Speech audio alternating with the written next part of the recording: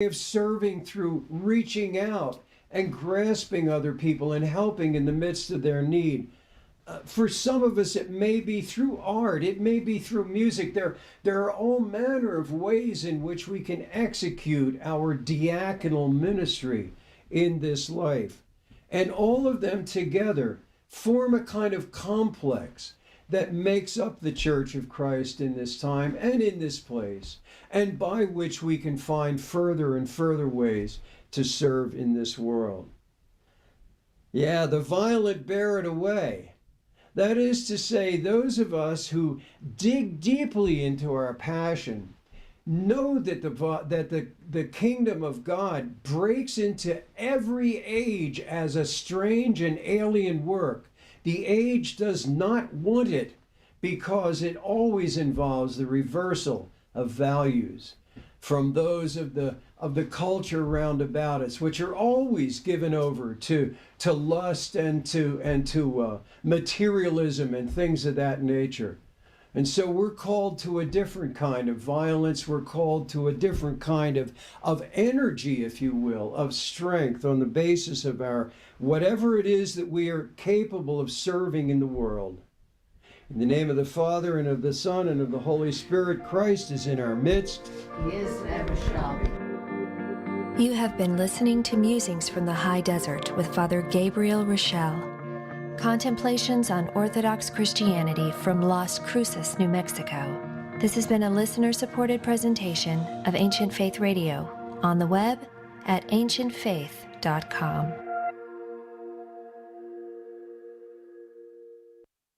Glory to Jesus Christ, glory forever. You're listening to ancientfaithradio.com. He will be a staff for the righteous with which for them to stand and not to fall. And he will be the light of the nations and the hope of those whose hearts are troubled. All who dwell on the earth will fall down and worship him, and they will praise and bless and celebrate with song the Lord of spirits. 1 Enoch chapter 48, verses 4 through 5. The modern world doesn't acknowledge, but is nevertheless haunted by spirits, angels, demons, and saints. In our time, many yearn to break free of the prison of a flat, secular materialism, to see and to know reality as it truly is. What is this spiritual reality like? How do we engage with it well? How do we permeate everyday life with spiritual presence? Orthodox Christian priests, Father Stephen Damick and Father Stephen DeYoung, host this live call-in show focused on enchantment in creation, the union of the seen and unseen as made by God and experienced by mankind throughout history. Welcome to the Lord of Spirits. Good evening, everyone. Welcome back to the Lord of Spirits podcast. It is Monster Month. My co-host, Father Stephen DeYoung, is with me from Lafayette, Louisiana, on his hot new fiber optic connection. And I'm Father Stephen Damick in Emmaus, Pennsylvania. And if you are listening to us live, you can call in, just like the voice of Steve said, at 855 AF Radio. That's 855-237-2346. Matushka Trudy will be taking your calls tonight, which we will get to in the second part of our show. So, on the Western Christian calendar, All Hallows Eve is approaching. And if you listened to our Halloween special from last year, you know that the Christian rituals traditionally associated with this liturgical celebration are about mocking demons and participating in the destruction of pagan worship of them.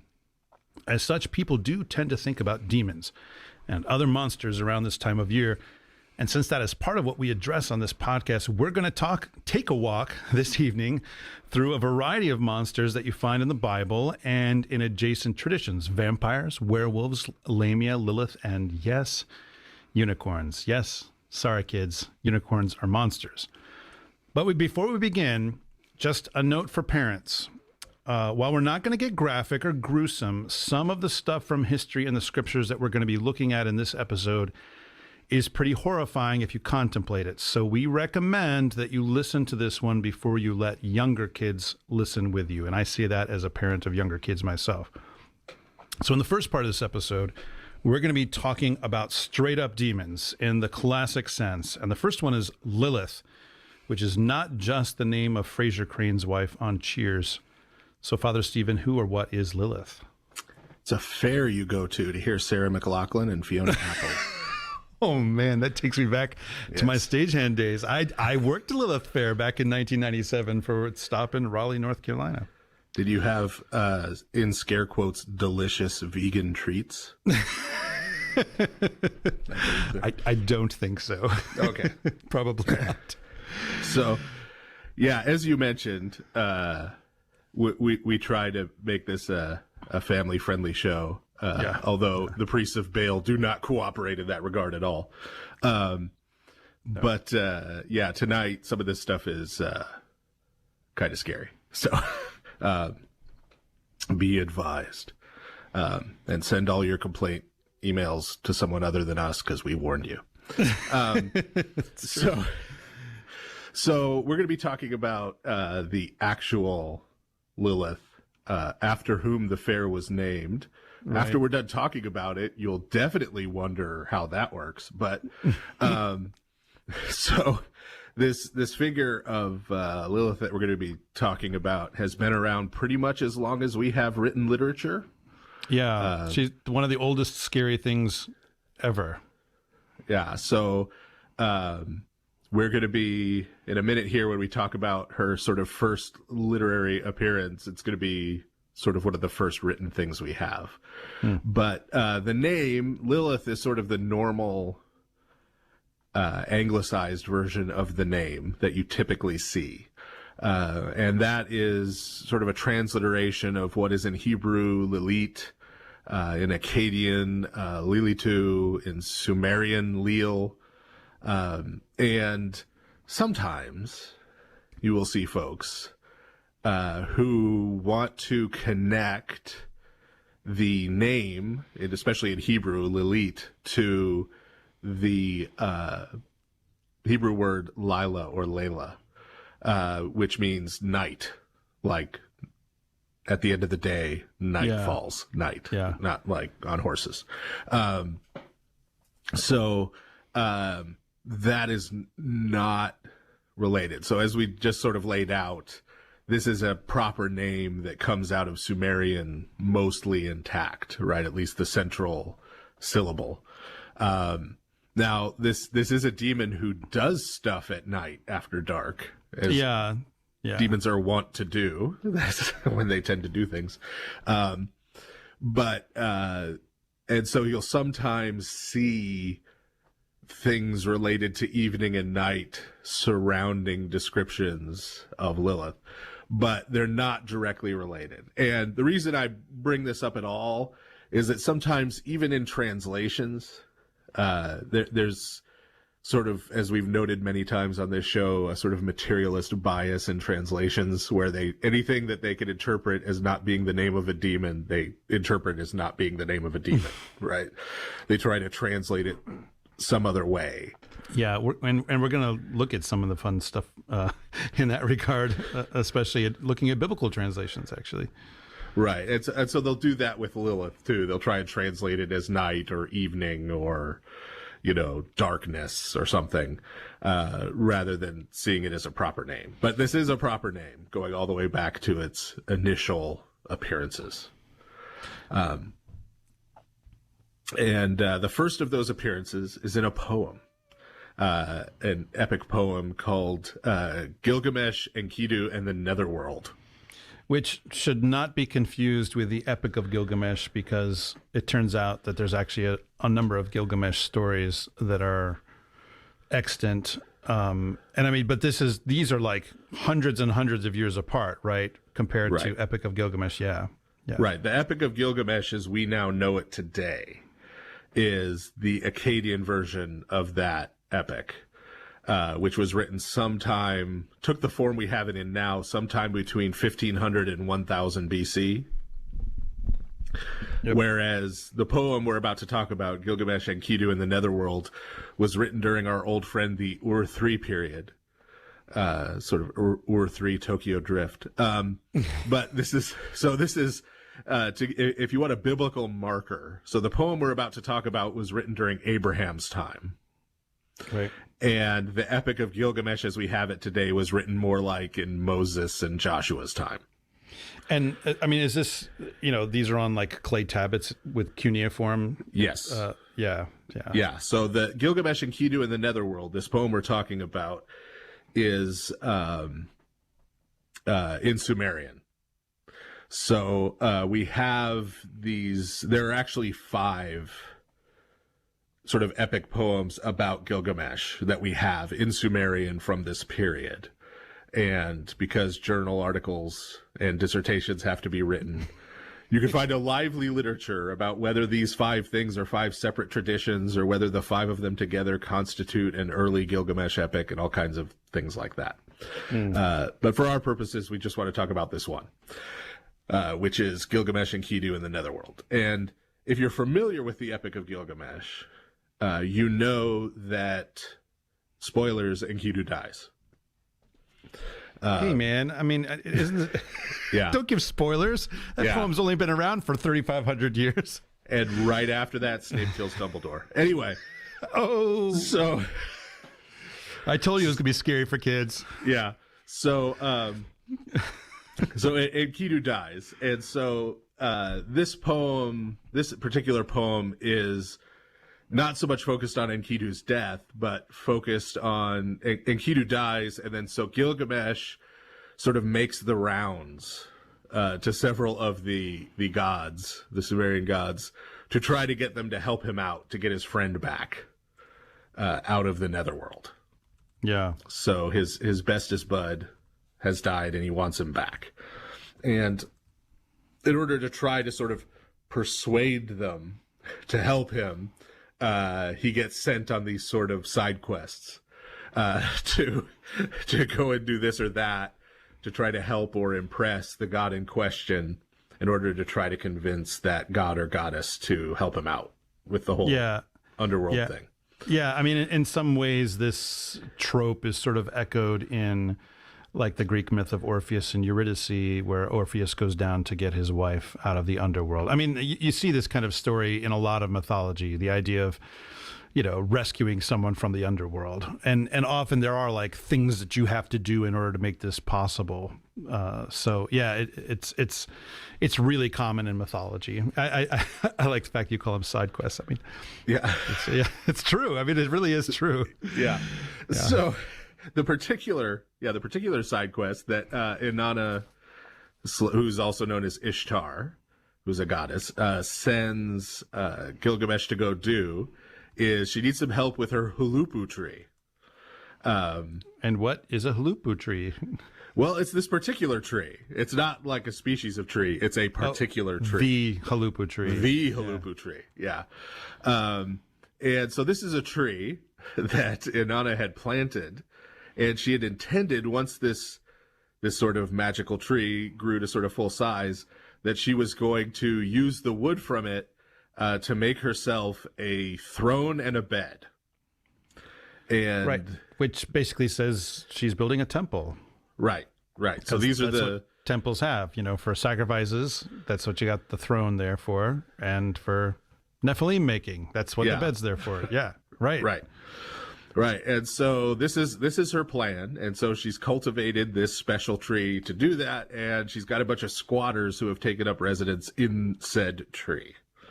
And that is Anzu, who's sort of a giant bird creature who's living up in the branches of the tree. And then there's a serpent living in the roots of the tree down underneath who's burrowed in there. And there is a demon named Kisikililu. Say that 5 times fast. Yeah. Yeah. And I said it kind of fast, but the central syllable of that, and remember, cuneiform, Sumerian, and everything else that's written in cuneiform is a syllabic alphabet, right? So each character is a syllable. So the third of the 4 syllables in Kisikililu is Lil. So this is our first appearance of Lilith. She is this demon who is living in the trunk of the tree. Okay. And so because there's these demons and monsters and creatures and stuff living in and around the tree, and Nana can't go use it, so she sends Gilgamesh to go take care of her problem so she can use her tree. And Gilgamesh goes and he gets in a fight with and he kills the serpent that's in the roots. And when they see that he killed the serpent, Lil and Anzu take off. Right. They sort of say, "Cheese it, we're out of here." Right? And they take off so they don't get killed by Gilgamesh also. And so when he goes and turns in the side quest, Inanna still doesn't help him with the Enkidu problem.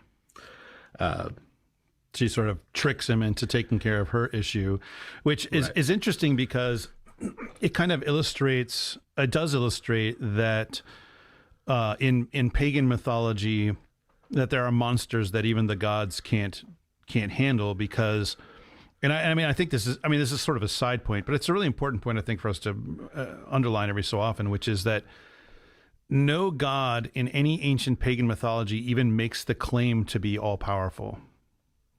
Like that they can command anything and it has to obey. Like that is something that only the God of Israel actually even says about himself. The rest, it's sort of a world of stronger and weaker, creatures that are kind of competing with each other in many cases for dominance. So even though you've got this goddess, Inanna Ishtar, there's demons in her tree and she can't do anything about that. She needs to bring in Gilgamesh, who, by the way, is a giant, right? To deal with it, yeah. She can't just cast them out, right? And this is part of what's in the background when Christ comes and starts doing exorcisms, why everybody freaks out. Yeah, because no one else can do that. Because he could just tell a demon to split, and the demon splits, right? That's no battle required. Yeah, so... Yeah. So this is sort of our first appearance of this demon. In later Akkadian texts, you get sort of Liliths. Like this is like a category. Yeah, right. Of sort of female demonic spirits, and so there's 3 of them that are named in Akkadian texts are Lilu, Lilitu, and Ardat or Wardat Lili. And you can see that same syllable in all of those. Right? The same central, that these are the same sort of type of being. And these are related to words for the southwest wind. And so there's this idea that this is a demonic creature that sort of flies. You'd say, well, what else would it do? Well, like we talked about in Genesis 4 with sin, there were Akkadian demons who sort of crawled up through cracks in the ground. So some of them crawled and slithered and that kind of thing. But this is more one that flies and sort of is associated with coming into homes through windows, the way the wind does. And in particular, the Liliths did 2 main bad demonic things. The first was they would enter the homes of men and sort of seduce them and mate with them and then kill and eat them. Yeah, sort of a succubus, a cannibalistic succubus sort of thing. Yeah. Or like a praying mantis. Yeah, praying mantis or a black widow. Yeah. Right. And the other nasty demonic thing that Lilith would do is they would come and rather than breastfeeding an infant with milk, they would breastfeed an infant with poison. Yeah. Yes. We told you guys. Yes. Yes. It's not going to get prettier from here. No. So the way this is talked about is there's this phrase associated with one of these Lilith spirits that this is a woman that a man does not lay with as he lays with his wife. And that's a way of associating what she does with non-procreative sexual activity. Yeah. So, I mean, the whole image that you get then is this kind of, she's an anti-fertility, demon, right? Like, right. Yeah. Oh, yeah. Man. So, yeah. and sort of in both ways, both of those demonic things she does. And interestingly, to us nerds,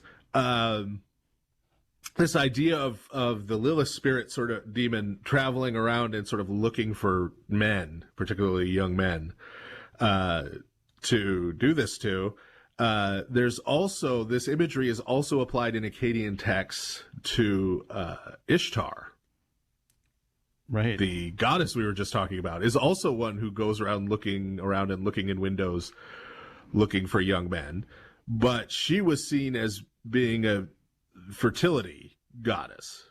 So it sort of sets up within these Akkadian texts this idea of sort of Lilith as Ishtar's evil twin, right? Yeah, like the other side of the coin. The mirror universe Ishtar that comes in with a a Van Dyke goatee and a weird sash. Yeah. So, and so this idea, this demonic spirit has a lot of staying power. So there is a similar sort of spirit in Babylonian traditions called Lamashtu, and those two get kind of assimilated to each other, Lamashtu and Lilith. Which that often happens as these kinds of mythologies sort of clash into each other, as demons and gods and goddesses get strongly associated, and then often said that they're the sort of the same thing. Yeah, or two hypostases of the same thing. If you've listened to previous episodes, Yep. But the imagery that comes in, the imagery that comes into Lilith through Lamashtu that's important is that Lamashtu is said to have the ears and teeth of a donkey. Like, why? I mean, that just seems so teeth seems kind so of odd. random. Yeah. Well, are you picturing that scene in Pinocchio? But suddenly now, wow, this ruins Pinocchio for me forever. Yeah. So she had the ears and or would be riding on a donkey. And so one of Lilith's titles comes to be the Donkey Rider. This is going to be important in a minute. Yeah. Yep. So from the Babylonian traditions, it comes over into Syrian and Aramaic traditions. And the primary place where we see Lamashtu in those is in these sort of magical texts, like some of the curse bowls, incantation bowls we talked about last time, and on amulets and that kind of thing. Because, of course, they're trying to ward her off, right? You don't want her around. But so being that these are pagan Syrians and Arameans, they didn't have it's not like they prayed to their main god to kind of keep them safe, right? Because as we were just talking about with Gilgamesh and Kedu in the other underworld, that these guys are kind of all at the same power level, right? So the way that these Syrian and Aramaic magical texts generally approach trying to ward off Lamashtu is actually by invoking another demon who didn't like Lamashtu, right? So they had this idea from their stories that this other demon, Pazuzu, who was a demon of famine and drought, and Lamashtu hated each other. And so they would invoke this one demon of famine and drought to try to ward off the demoness of sexual infertility. Yeah. Like to try and get them to fight. Yeah. I mean, how, I don't know. It's interesting, and you kind of wonder if the cure is worse than the disease in some ways. Because it's both of these demons are about destroying the things that are at the very heart of community, whether it's, having children or feeding people, but there you go, I guess. Right. And so, just for the record, Pazuzu, if anybody didn't immediately jump on that, this is the ancient Babylonian demon and Syrian demon that stars in The Exorcist. There you go, Exorcist fans. Yes, so there you go. all you William Peter Blatty fans. It is Halloween coming up. I mean, come on. Yeah. Yeah. I've never seen that film. I was raised basically Baptist, so I'm shocked that you haven't I know, aren't seen you? that film. Aren't you shocked? Yeah. The person for whom Doctor Who is too creepy has not seen The Exorcist? What? It's true. I know. So, Yeah. So this then, we talked about assimilation with Lamashtu. Lilith also ends up showing up through Lamashtu in Greek stories, and through Greek in even Latin stories. And there, the Greek name and the Latin name just transliterates it, is Lamia. Yeah. So it's, instead of Lamashtu, they kind of cut the end off and sort of give it a Greek or Latin ending. Right. Lamia. Right. Yeah. Right. Because written Greek actually grew out of Linear B.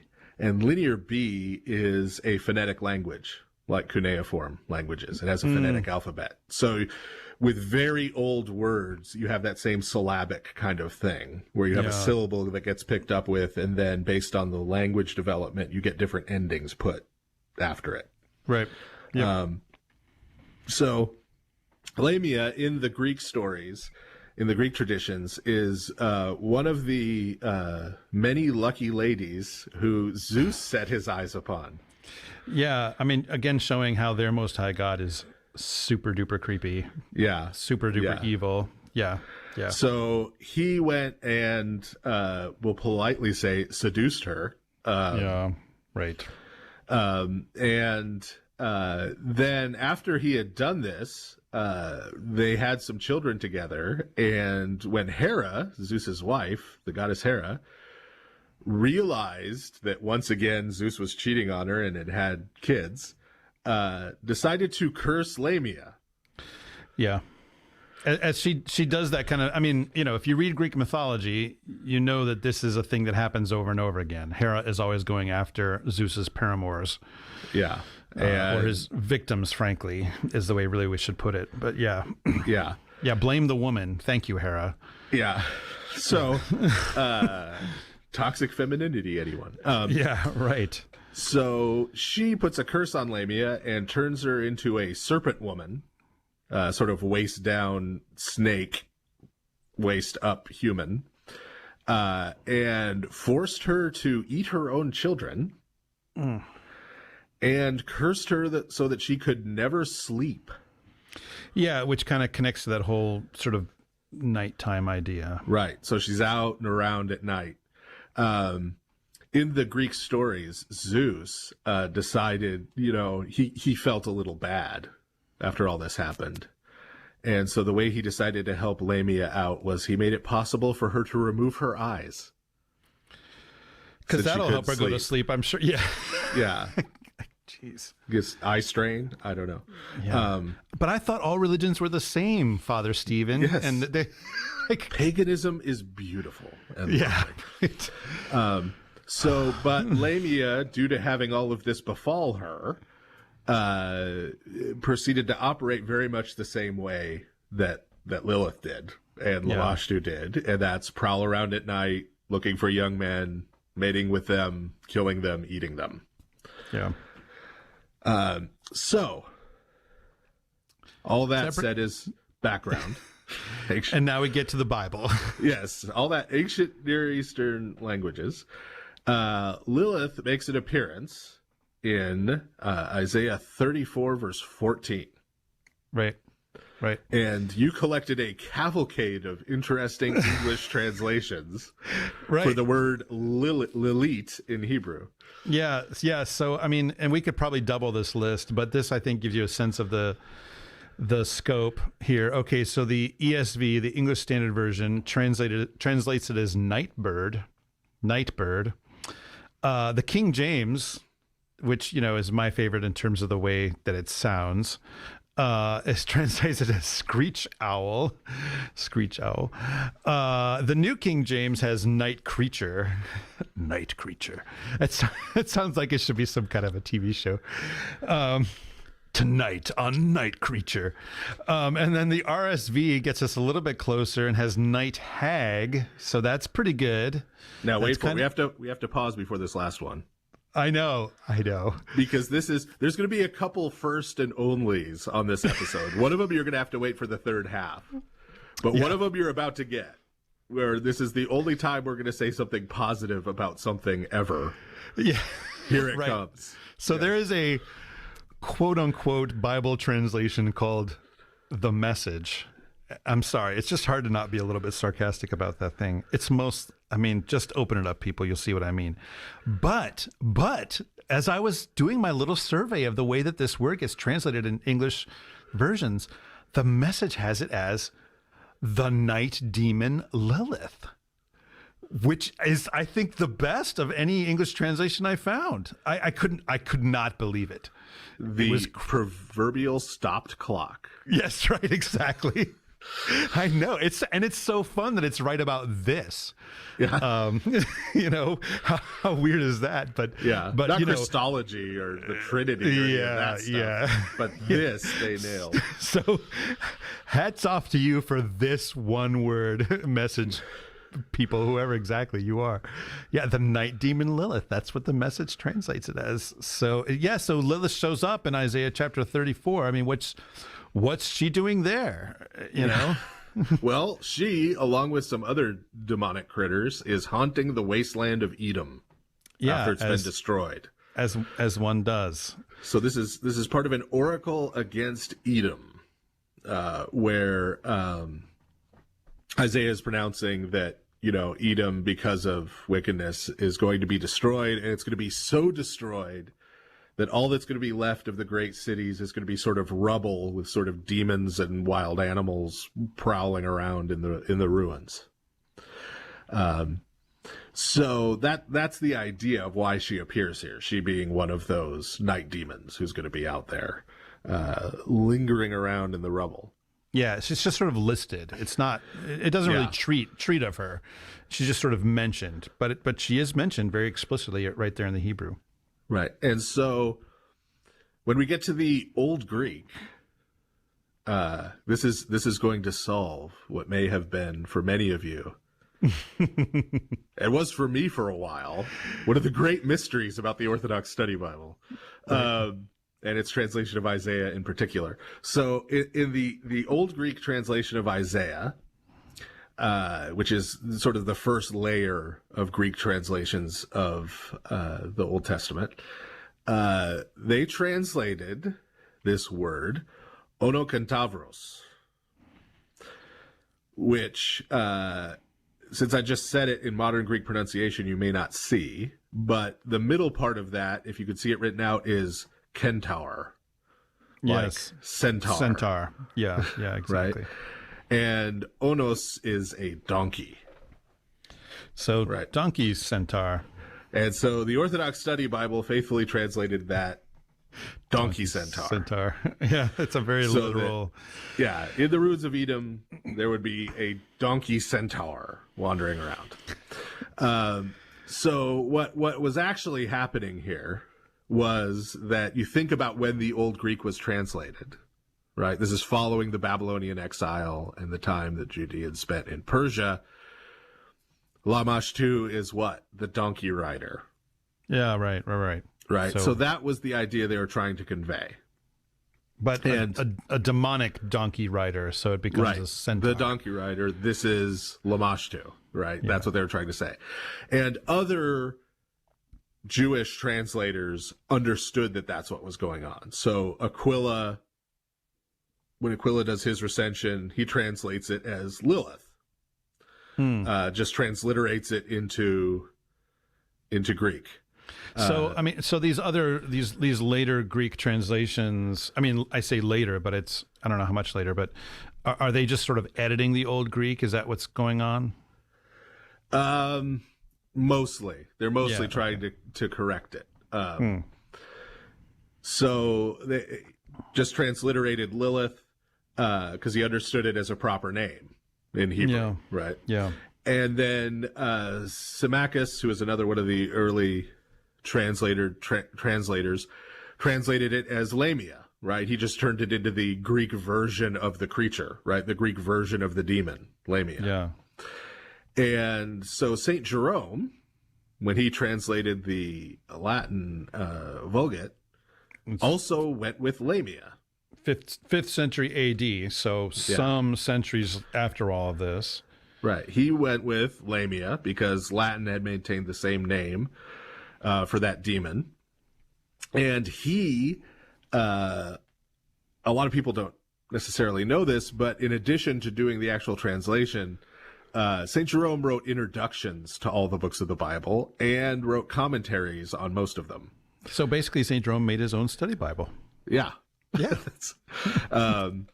So at this point, when he puts Lamia, he says that the Hebrews held Lamia to be one of the Arenes, the Furies. So if you know a little bit about Greek myth and stories and traditions, then the Furies are these sort of demonic beings from the underworld that come and usually tear apart and drag down to Hades people who have done sort of horrible, evil deeds. Yeah, right. Right. So, like you kill your father, you do some terrible deed and the Furies come after you. Right. You sort of see that kind of image. I suddenly thought of that movie Ghost, with Patrick Swayze and Demi, is it Moore? Yeah. Where really bad, like murderers get dragged off by these dark, horrifying, screeching, demonic black figures. It's sort of that kind of thing. Yeah, that idea manifests itself all the time in popular culture. That's really the origin of slasher movies. Slasher movies are really Greek tragedies, right? Because what's going on in your classic slasher movies is that your Freddy Krueger or your Jason Voorhees or your Michael Myers or whoever, they always come after some group of usually teenagers and people in their 20s. And everyone who isn't virtuous, everyone who isn't established as being virtuous, all gets massacred, right? They sort of wreak this horrible vengeance on everyone for their sins. And there's usually only one person who survives at the end. It's almost always a female person, and they're pretty much always sort of portrayed as virginal and pure and chaste, and that's why they survive. Right. And so I'll take your word for it. Yeah. I know. It's the same kind of idea. The narrative is serving that kind of same function that Greek tragedy used to do. Right. Right. It's all more moralistic. Right. Be good or else horrible things will do terrible things to you. Right. Reinforcing this whole idea of justice and telling kids not to mess around before marriage. Right. Yeah. Yeah. So, so this is how St. Jerome understands Lamia, Lilith, as being that sort of demonic spirit, right? Who sort of comes, and he doesn't see it as like goes around victimizing innocent men, right? Yeah. He sees it as this demon is out there and God allows this demon to sort of punish sexually immoral men. Yeah. Right. For their lack of chastity and faithfulness. So this isn't sort of the end, though. We just talked about St. Jerome, who's obviously 5th century Christian, but Lilith also then has this sort of afterlife in rabbinic Jewish material. So when you get into the Talmud, for example, there's a whole statement in one of the tractates of the Babylonian Talmud about how men should never sleep in their house alone, because if they do, Lilith might come in the window. Right? Yeah. So this is rabbinic Judaism basically warning against succubi. Yeah. Right. Right. This can happen to you, so never sleep alone in a house, men. There's another tractate that says that she is the daughter of Ahriman. And right, which is a kind of a weird. I don't know. Is this from like Judaism and Persia? Because like Ahriman is the shadow of Ahura Mazda, who's sort of the Most High God. He's sort Zoroaster, of, or sort of. He's the good only side. God. Yeah. It's sorta complicated in Zoroastrianism, anyway. Yeah, but yeah. So they were sort of connecting or to that. Then you get into the stuff that gets us to the Lilith Fair. That's sort of late medieval Jewish legends. The one that everyone's probably heard of is the idea that she was Adam's first wife, and then they, I guess, got a divorce and he marries Eve later. Where she's sort of this jilted or wronged woman, sort of like Lamia. Right. And so now she's been like done wrong by a man, and she's out for revenge, right? Kind of idea. There are also medieval Jewish legends where she's one of Solomon's wives. Yeah, that's... because I'm trying to think, like, how does that work? And maybe it's just sort of the idea that Solomon married so many and, of course, did a lot of, frankly, sinful things, that he picked up some real horrifying people along the way for his harem. Well, no, this is she was one of his first wives. So there's that jilted thing again. And he goes and marries all these other women, and she's jealous and angry and goes Glenn Close, and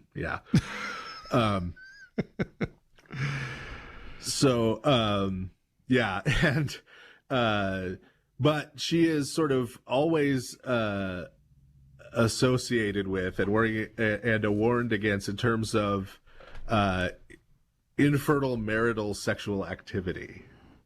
Right. Sexual activity that is not reproductive or potentially reproductive in nature. Right. Is something that sort of attracts this kind of thing. But my personal favorite, as I pointed out to you earlier, yes, comes from the medieval. This is the one that I actually. This is the one I kind of love. Yes. In the medieval Christian West, they talk about Lilith, and she's still in this same kind of vein that St. Jerome talked about her. But somewhere along the line, and we're not sure exactly where, amongst her epithets, she picks up the title, the Devil's Grandmother. Yeah, I'm not sure how that works exactly. I'm not either. Like daughter or granddaughter, maybe, but I don't get how you go up the chain. I don't know. And who's the devil's parents then? Anyway. I mean, I don't know. Maybe it's feeding into this idea that she's this super ancient demon that even precedes the big demon. I don't know. It's but fun. The weirdly devil's fun. grandma. Yeah. Right. Yeah. Okay. So that's one of the monsters that we see in the Bible, and then in Christian tradition, as later Christian tradition as well, and Jewish tradition. But then, like I said in the introduction, unicorns are monsters too. Sorry, everybody. Having explained the Donkey-centaurs, right? We come now to the unicorns. Unicorns, yeah. And unicorns are not so much in the original of the Bible as they are in the King James Version. Yeah. Oh, man. And so, you're taking a beating today. It's okay. It's all right. It's all right. And you had to say nice things about the message. That's going to stick in your craw. And bad things about the King James. That'll be a great for party anecdotes though. The one good thing I can say about the message. And this, I'm just going to list them real quickly. We're not going to go through each one, but the places in the King James Version where they mention unicorns are Numbers 23:22 and 24 verse 8, Deuteronomy 33 verse 17, Job 39:9 and 10, Psalm 22 verse 21, Psalm 29 verse 6, Psalm 92 verse 10, and Isaiah 34 verse 7. And you may notice that 34 verse 7 is not totally far removed from where Lilith shows up. Yeah, just 7 verses away. Yeah.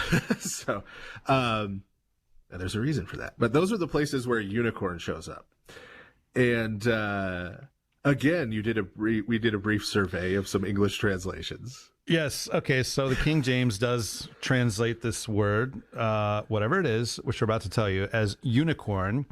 The Dewey Reams which has a lot to recommend it in some ways. Translates it as rhinoceros. And a lot of modern translations render it either as wild ox or aurochs, Aurochs, which an aurochs is a kind of ancient cattle breed of sorts. Yeah. That it was, especially like in Eastern Europe and the steppes, of Central Asia and that kind of thing, of old, and would have been known to ancient people. Yeah. So the Hebrew word that's behind all this is re'em, which basically refers to an urus, which is like an aurochs. It's a sort of wild bull, right? It's a type of cattle that was an ancestor of our current domesticated cattle, but was not domesticated, right?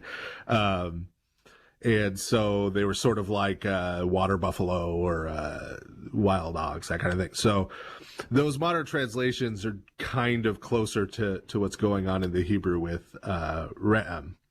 The Greek translates it as monokeros, which literally means one horn, yeah. Thing. Like, those who know a little Greek would recognize that keros is being related to words like, keratin and that kind of thing. It has to do with horns.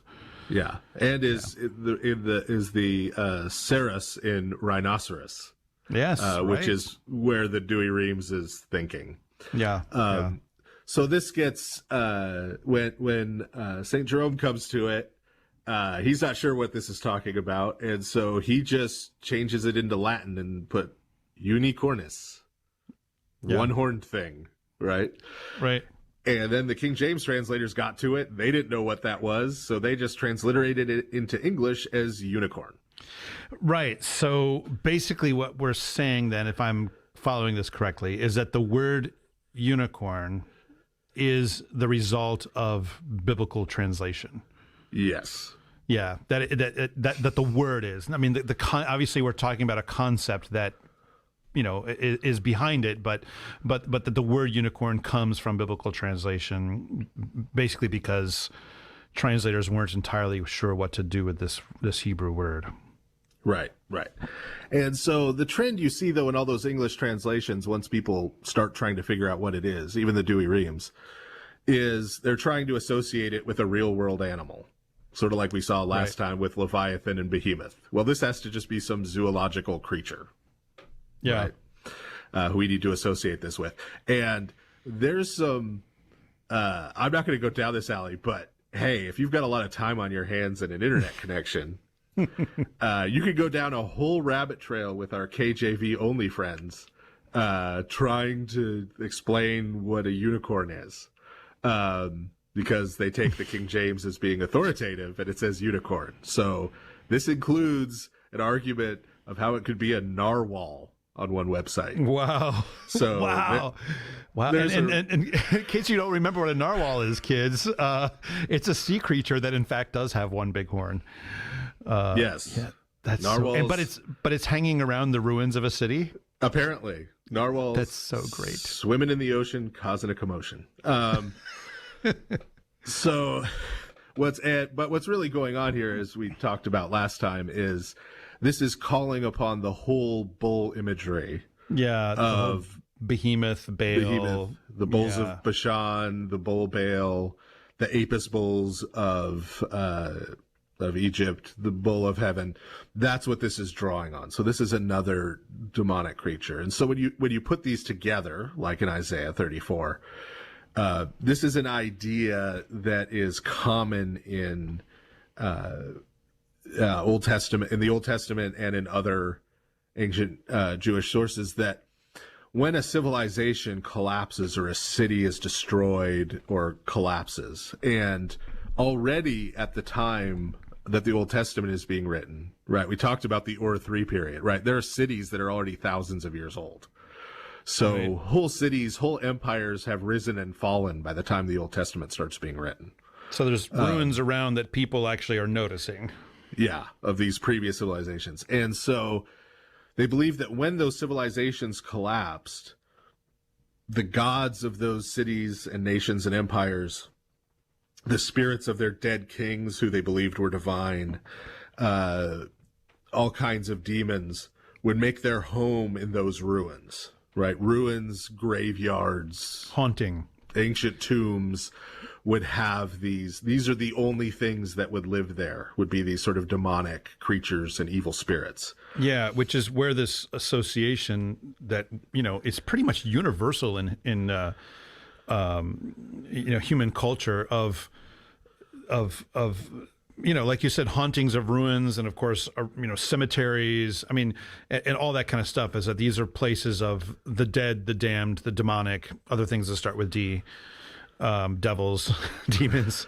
Yeah. And then, then this shows up with this idea that we have now of, where you get this, modern Egyptology where, mummies haunting tombs and all that kind of stuff. Or, Howard Carter comes and opens, King Tutankhamun's tomb, and, X number of people all died mysteriously from the expedition shortly thereafter, because there were these sort of ancient Egyptian spirits down there in the tomb that you interacted with by going there. Yes. Yeah. Who disturbs my rest? Yeah. Right. Yeah. I mean, well, and you get a whole film genre, Indiana Jones, it's sort of all based on this kind of idea. So thanks. And so Isaiah, that's why this shows up in this oracle in Isaiah, is that, right now, as Isaiah is making this proclamation, Edom is this prosperous civilization. They're conducting commerce. There's all kinds of life going on in their cities. And not only is that going to be gone, but the place where that was is going to be filled with death and evil and destruction. Yeah. Right. That's the prophecy, is that it's going to go the other way. Yep. All right. Well, that is the first half of our show. We've talked about Lamia / Lilith / Donkey-centaurs and unicorns / rhinoceroses / bulls hanging around in the ruins of once great civilizations. So we're going to go ahead and go to our first break, and we'll be right back with more monsters. Father Andrew Stephen Damick and Father Stephen DeYoung will be back in a moment to take your calls on the next part of The Lord of Spirits. Give them a call at 855-237-2346. That's 855-AF-RADIO.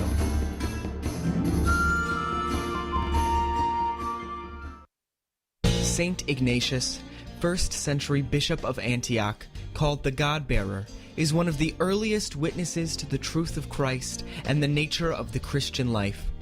Tradition tells us that as a small child, Ignatius was singled out by Jesus himself as an example of the childlike faith all Christians must possess. In Bearing God, Father Andrew Damick recounts the life of this great pastor, martyr, and saint, and interprets for the modern reader 5 major themes in the pastoral letters he wrote: martyrdom, salvation in Christ, the bishop, the unity of the church, and the Eucharist. For Ignatius, martyrdom is really the fullness of Christian life, in a sense, which that can be challenging for us because, number one, he doesn't seem to have any reticence at all about going to martyrdom. Like, there's no sense of, well, this is what I have to do. I wish I didn't have to, but this is God's will for me. He is going to it joyfully, gladly. To find this book and others like it, you can go to store.ancientfaith.com. Again, that is store.ancientfaith.com. Father Andrew Stephen Damick and Father Stephen DeYoung will be back in a moment to take your calls on the next part of The Lord of Spirits. Give them a call at 855-237-2346. That's 855-AF-RADIO.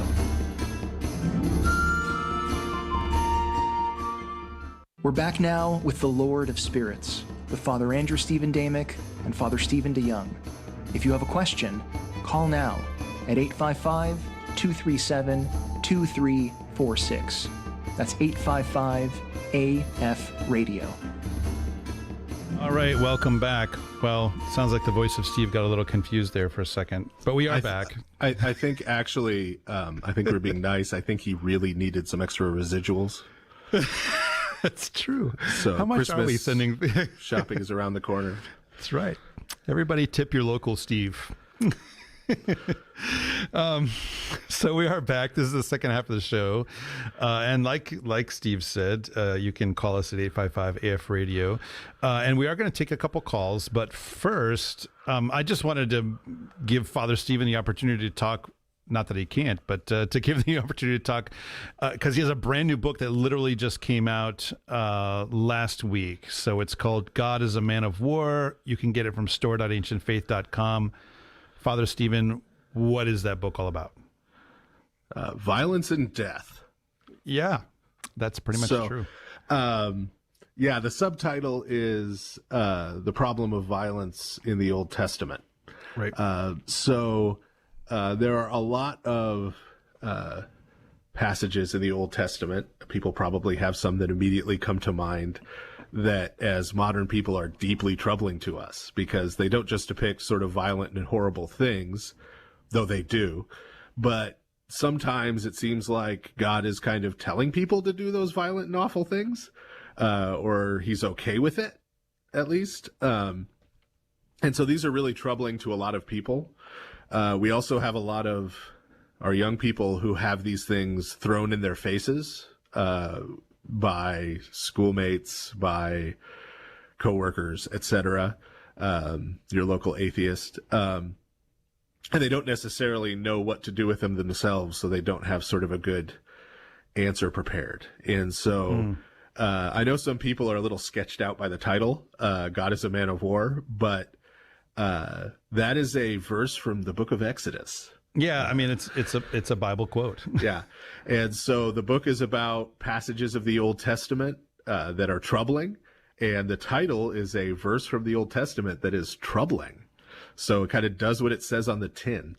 And I'm hoping it will be helpful to people in that way, to kind of both for people who sort of struggle with what to do with this, like how is this beneficial to my life to read these horrible things, and also to people who have had this stuff thrown at them and sort of don't know what to do with it, to kind of prepare you to be able to give some kind of answer to somebody who shows up and wants to throw those things at you.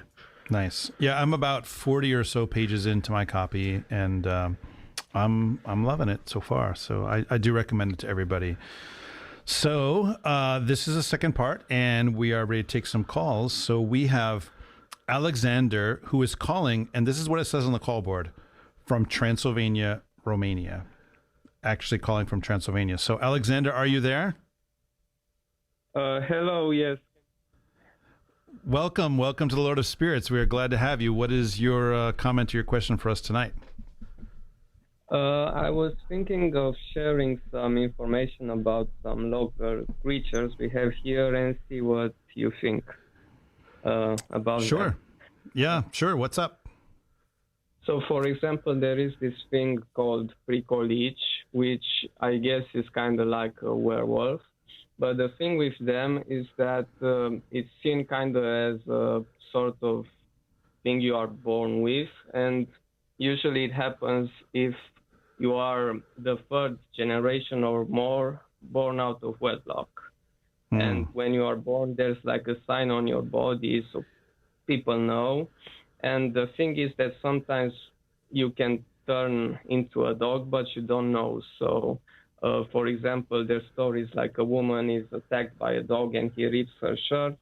And later she meets with her husband and tells her what happened, but parts of her ripped shirt were in his teeth. So she knew it was him turned into a dog, and she broke up with him.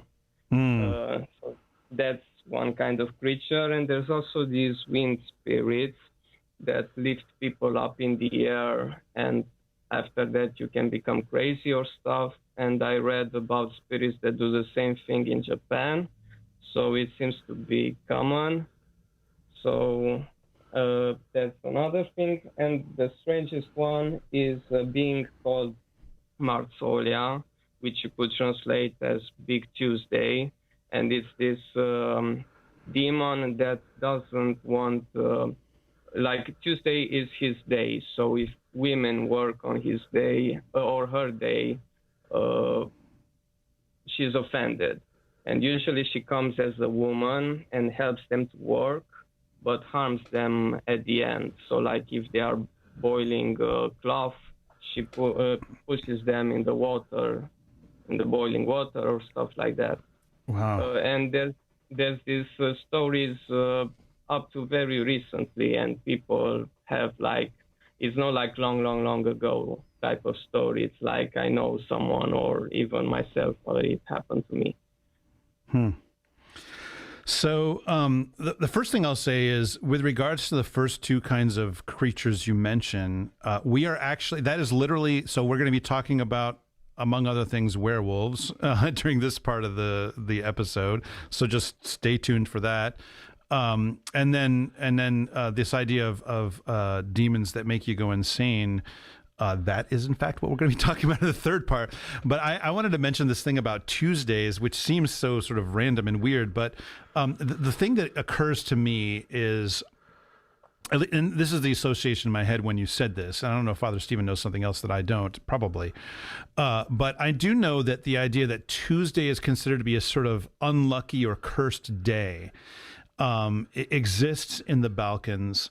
And I know that some Greeks, at least, connect this to the fall of Constantinople to the Ottoman Turks back in 1453 on May 29th of that year, because it happened on a Tuesday. And so there's this idea that that's an unlucky or a cursed day. And so you don't want to especially like start anything on that day, any new venture. That would be a bad day to start it.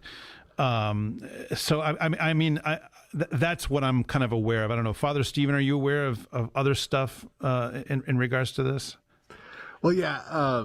As you mentioned, we're about to talk about Ricolacus and all that kind of stuff. But anyway, the second two, in terms of like an aerial type spirit and sort of a demon who has claim over a day, right? These are things that in the ancient past, remember, we've talked about how there were spirits that were assigned to sort of be over and help administer for God the different elements of creation, right? And how many of them became demonic, right? So the devil himself at one point is called the prince and power of the air, right? Because he was in some way associated with the air, and aerial spirits are sort of a general category.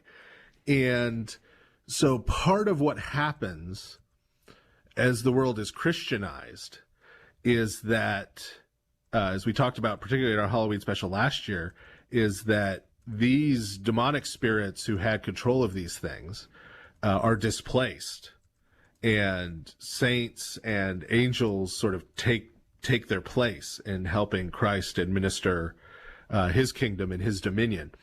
But there's sort of this constant tension, right, where the advantage, quote unquote, that pagans thought that they had was you can't manipulate Christ, right? There's nothing you could offer Christ. You can't give Christ a sacrifice and get him to do what you want. Christ isn't going to give you a love potion to make the person you like you back, right? That's not going to work because he doesn't need anything from you, right? But these sort of lesser pagan demonic spirits, you could try and sort of bargain with and make deals with, right?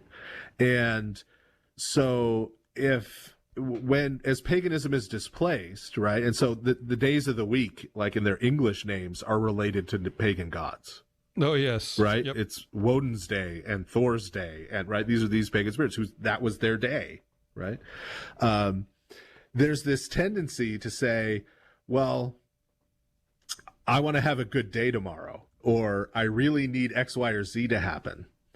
And what we're called to do as Christians is to be diligent followers of Christ, to pray, to commit it to God, that Christ is with us no matter what happens, right? But if you have someone who used to be a pagan or maybe still is a pagan whispering in your ear and saying, yeah, but if you wear this amulet or use this charm or say this or, write this word on a pile of leaves or whatever, right? Well, then that'll kind of make the spirit of that day do what you want, right? Or that'll keep it at bay if we're talking about one of these demonic spirits. That'll keep it away, right? There's this great temptation to sort of not trust Christ, right? Not trust God. We see that the ancient Israelites do this over and over and over again, right? Rather than just trusting in their God and being obedient and faithful, they also want to go on the side and, well, I really need fertile crops, so I'm going to also sacrifice to Baal. And so I think that's where a lot of these traditions and stuff come from. So the answer is not. The answer a lot of modern materialist Christians give is, oh, that's all nonsense and fairy tales. Don't worry about that. Come on, right? That's not the correct answer. The correct answer is there are demons who used to be associated with days of the week in the pagan past. There are demons who were aerial spirits, right? And if you're not resting in Christ, then yes, those demonic spirits can prey upon you. Christ is the protection from those spirits. And so the protection from those spirits is not to perform some kind of ritual or wear some kind of charm or, paint something on a wall or do something like that. The answer is to trust in Christ and be faithful to him. Because Christ is more powerful and command the demons not only to stay away from you, but can drive them out entirely and throw them in the abyss. Yep. Does that help, Alexander? Yes, thank you very much. Can I share a fun fact before I leave? Sure, a fun fact. Yeah, I have a friend who interviewed a lot of villagers like 30 years ago, and not only did they have a lot of stories about giants, but they knew where they are supposed to be buried and tried to convince him to organize digging and stuff. And one of the villages is actually named after a giant's daughter. So amazing. If people want to dig, they can come. All right, we'll connect them with you. I think you're our very first caller from Romania, so welcome. We're really glad to have you with us tonight. Thank you. All right. Okay, thank you, Alexander. Okay, we're going to take one more call, and we have James calling from Washington State. James, are you there? Hey there. Good evening. Welcome to the Lord of Spirits podcast. What's on your mind, James? Thank you. I have to make a correction. My phone number is from Washington, but I just moved to North Dakota. Oh, okay. Well, all right. Yeah. Well, somewhere on the northern border anyway. You weren't cold enough. All right. Well, welcome, James, from North Dakota. So thank you so much. As a writer and a reader and lover of stories, and particularly fantasy and horror genres, I've observed a trend in the nature and role that certain kinds of monsters take in the stories as it's changed over the years. And I never really thought too much of it until I started listening to Lord of Spirits and thinking about the reality of these things and wondering if there actually might be a deeper implication to how you started interacting with them and framing them. And the observation that I made, it particularly is of note with like witches and vampires in particular, but where in the older stories, a witch is something you became or something you did, right? You did witchcraft and therefore you are a witch.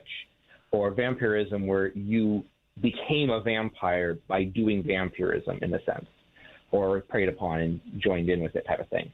But in recent stories, notably, of course, Harry Potter and things like that, witches, wizards, sometimes vampires, werewolves are like a species or a race or something that you're born as. It's not something you choose and are therefore, quote unquote, morally neutral. You can't, condemn somebody for being a witch if they were just born that way. It's kind of the idea. And I've kind of thought of it in connection, like maybe a connection with like the idea that you're born with a particular sexuality or something, as a similar kind of argument. But I think there might actually be something deeper, and I'm not sure. And I'm also might be completely wrong, because I know Father Stephen has a much wider breadth of pop culture awareness than I do. And than I do. God help us. Like, here's that observation is valid in the first place, but also is there something to this shift? Can we blame it on 19th century German philosophers or what? Yeah, I mean, I've noticed this too, and I think alongside it also is an attempt to humanize the sort of the divine and the monstrous. right? Like I noticed, for instance, that a lot of monsters are now sort of tamed, domesticated, and kind of cute. And the example that I like to give, for instance, is even though I kind of like these films and my kids like them and I let them watch them, How to Train Your Dragon, where dragons are literally trainable, you know. I mean, and they're you know, they're fine, they're fine, right? I'm not complaining against that, but it's a thing, and you know, like, or like Pete's dragon. I've noticed it especially with dragons a lot. Whereas if you look at dragons in mythology, they are not beings that you, they are not good beings ever, right? They are monsters. They are just sheer demons. And I think that part of what's going on is there's a materialism, right? Which is this idea that human beings don't actually interact with a kind of an unseen world. It's all sort of inside them. But at the same time, there's a societal desire to interact, to like get in touch with the unseen, right? There's a want for that, and so then that gets psychologized and internalized, right? So yes, some people kind of are magic is sort of the idea, like with Harry Potter, for instance. You know, so it's interesting. I'm not quite sure what to make of it, but I do think that it's part of the general kind of you know, this sort of contested world that is talked about, for instance, in James Taylor's take on you know what he calls the secular three world, right? Everything is contestable. There is no dominant narrative, and I think that it's a manifestation of that. And you know, it's interesting. This is just going to give more fuel to the one guy who claims that this is the same podcast as the Amon Sewell podcast. But it's interesting to look at the way that Tolkien kind of deals with this, where there is this notion that some people have like divine blood, right? But that doesn't necessarily give them magical powers so much as it actually enables them to have the possibility of ennoblement, which the whole point is then to ennoble others. Is sort of the way that goes. So I don't know. I don't have any conclusions to any of that, but that's kind of my swimming around in some of what you're talking about. Father, what do you got? Yeah, I think it all comes down to the X-Men.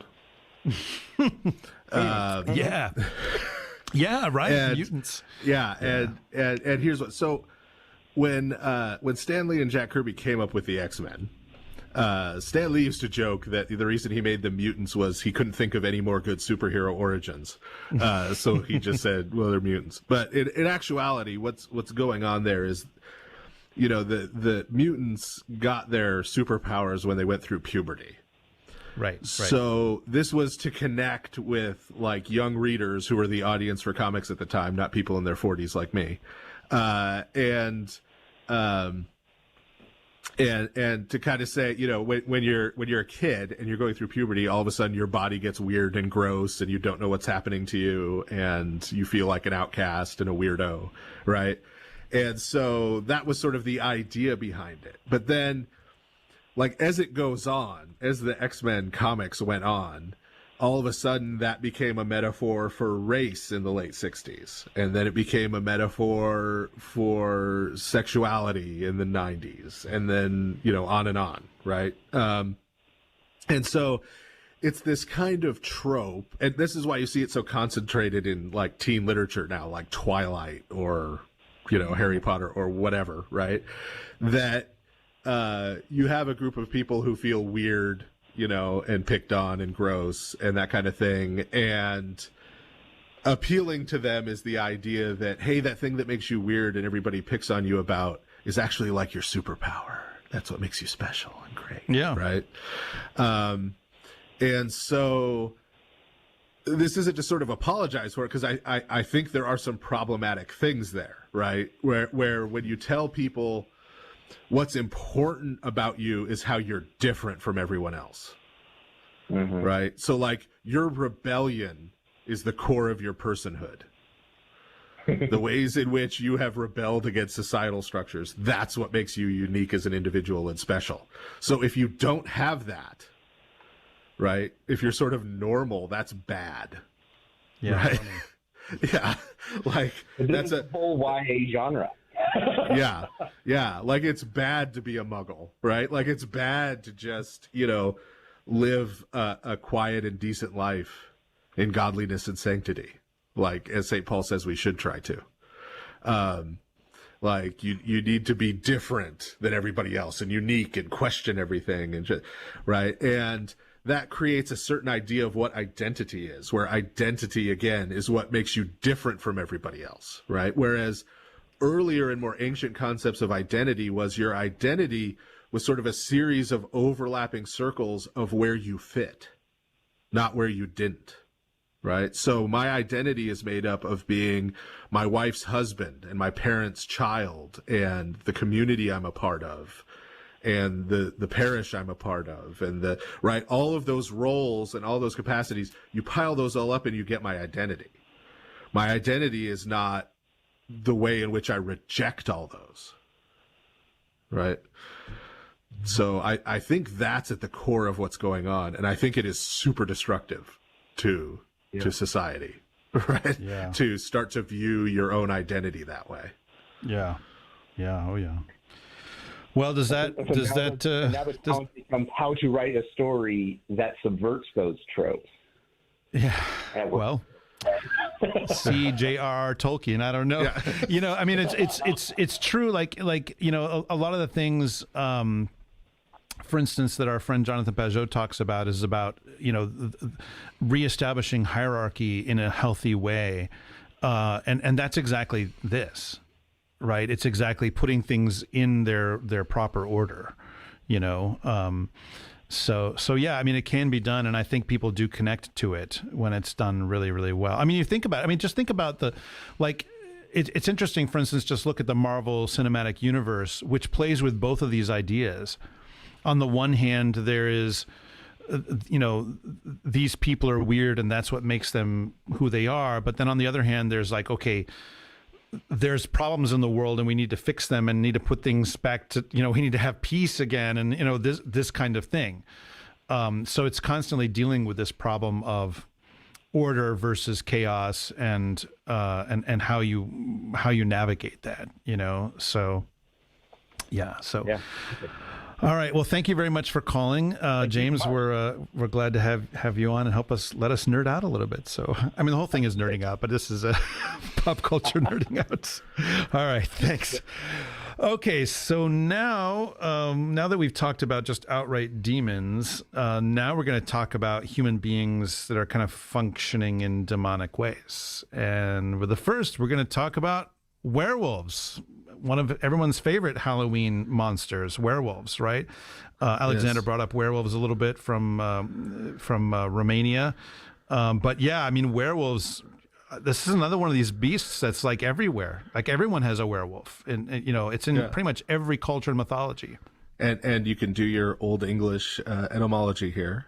I know you're chomping at the bit. I am. It's a good Old English word. So wera. Yeah, it's funny. Wera is one of the many words from Old English that means man. In other words, a human. And then wolf is wolf. It's spelled with a U in Old English typically, but werewolf is just man wolf actually. That's all it is. So yeah, that's where we get werewolf. It's a good classic Old English word. Yeah, and it's sort of a transliteration of the Greek lycanthrope. Yes, right. Anthropos is man. Yeah, except that's wolf man instead of man. Yeah, wolf. It's a what do they call that? A calque, a calque, where you translate each of the parts and then come up with a new word. You know, like that. Yeah, lycanthrope. Yeah. And then you have the classic television program Manimal, but that was a whole other thing.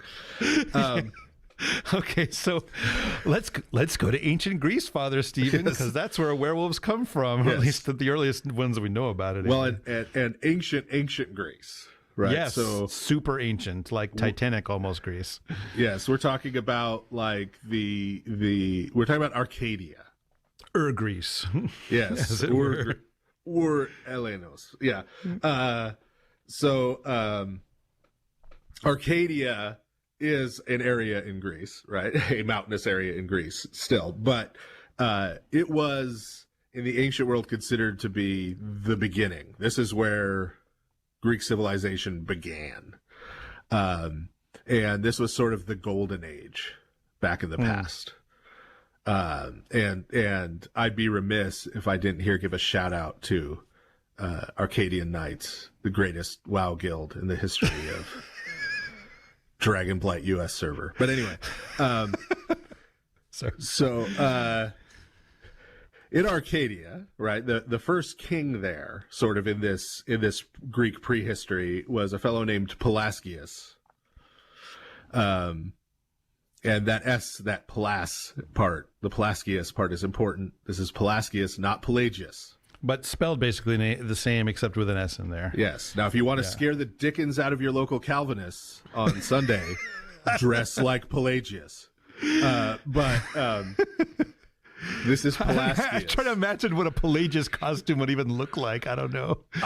You'd have to look like you were working really hard to earn your salvation. Scottish toga. I mean, I remember there's an insult I think that St. Jerome hurls at Pelagius, where he basically says that he eats too much haggis, if I remember correctly. He was British. Yeah, right. I mean, it was definitely on the table. So there you go. Carry some haggis, and yeah.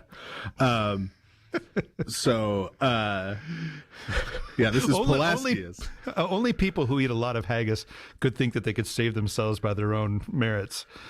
If you can manage to eat a large quantity of haggis, you are capable of many things. But anyway, so this first king, Pelasgius, the Arcadians are also later known as Pelasgians, and that's named after Pelasgius. Yeah, and again, he's sort of the founder of their society or whatever. Right. That's like a G sound in there, Pelasgius. Yeah. This is not like Dr. Pulaski of the second season of Star Trek The Next Generation. And second season only. Yes. So they're not Polish. More well known than Pelasgius, other than the fact that he lends his name to the people in some accounts, is his son, Lycaon. And not only is his son named Lycaon, Mount Lycaon is a mountain in that region. That mountain has 2 peaks, and it is the southern peak which now concerns us. Of the 2.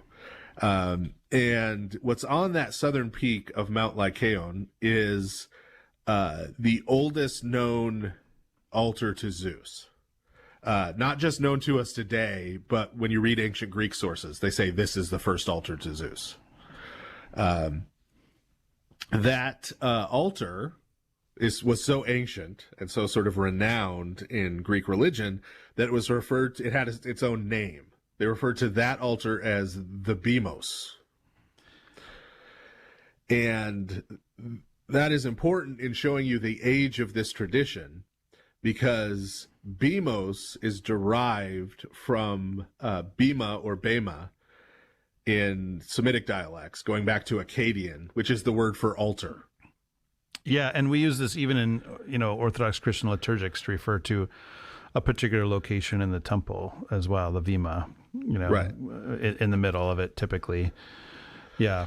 Yeah. So but this was not the regular word for altar. This one was just called the Bimos. And we've mentioned this before on the show, but this is one of the reasons why Greece is the last ancient Near Eastern civilization, not the first Western one, is because when you get down to the layer of all of these particularly religious words in Greek, they're derived from Akkadian. They're coming from further east, not further west. And so what the Bimos actually is, regardless of what you may be thinking of when you think of an ancient altar, it was actually a big mound of ash from centuries of sacrifices, and then a retaining wall around it to mark out sort of the sacred precinct, right, around the altar itself. And the story was that anyone who walked into that sort of sacred precinct, who went inside the retaining wall inappropriately, sort of without permission or without the blessing to do it, who wasn't a priest, would be dead within a year for having trespassed.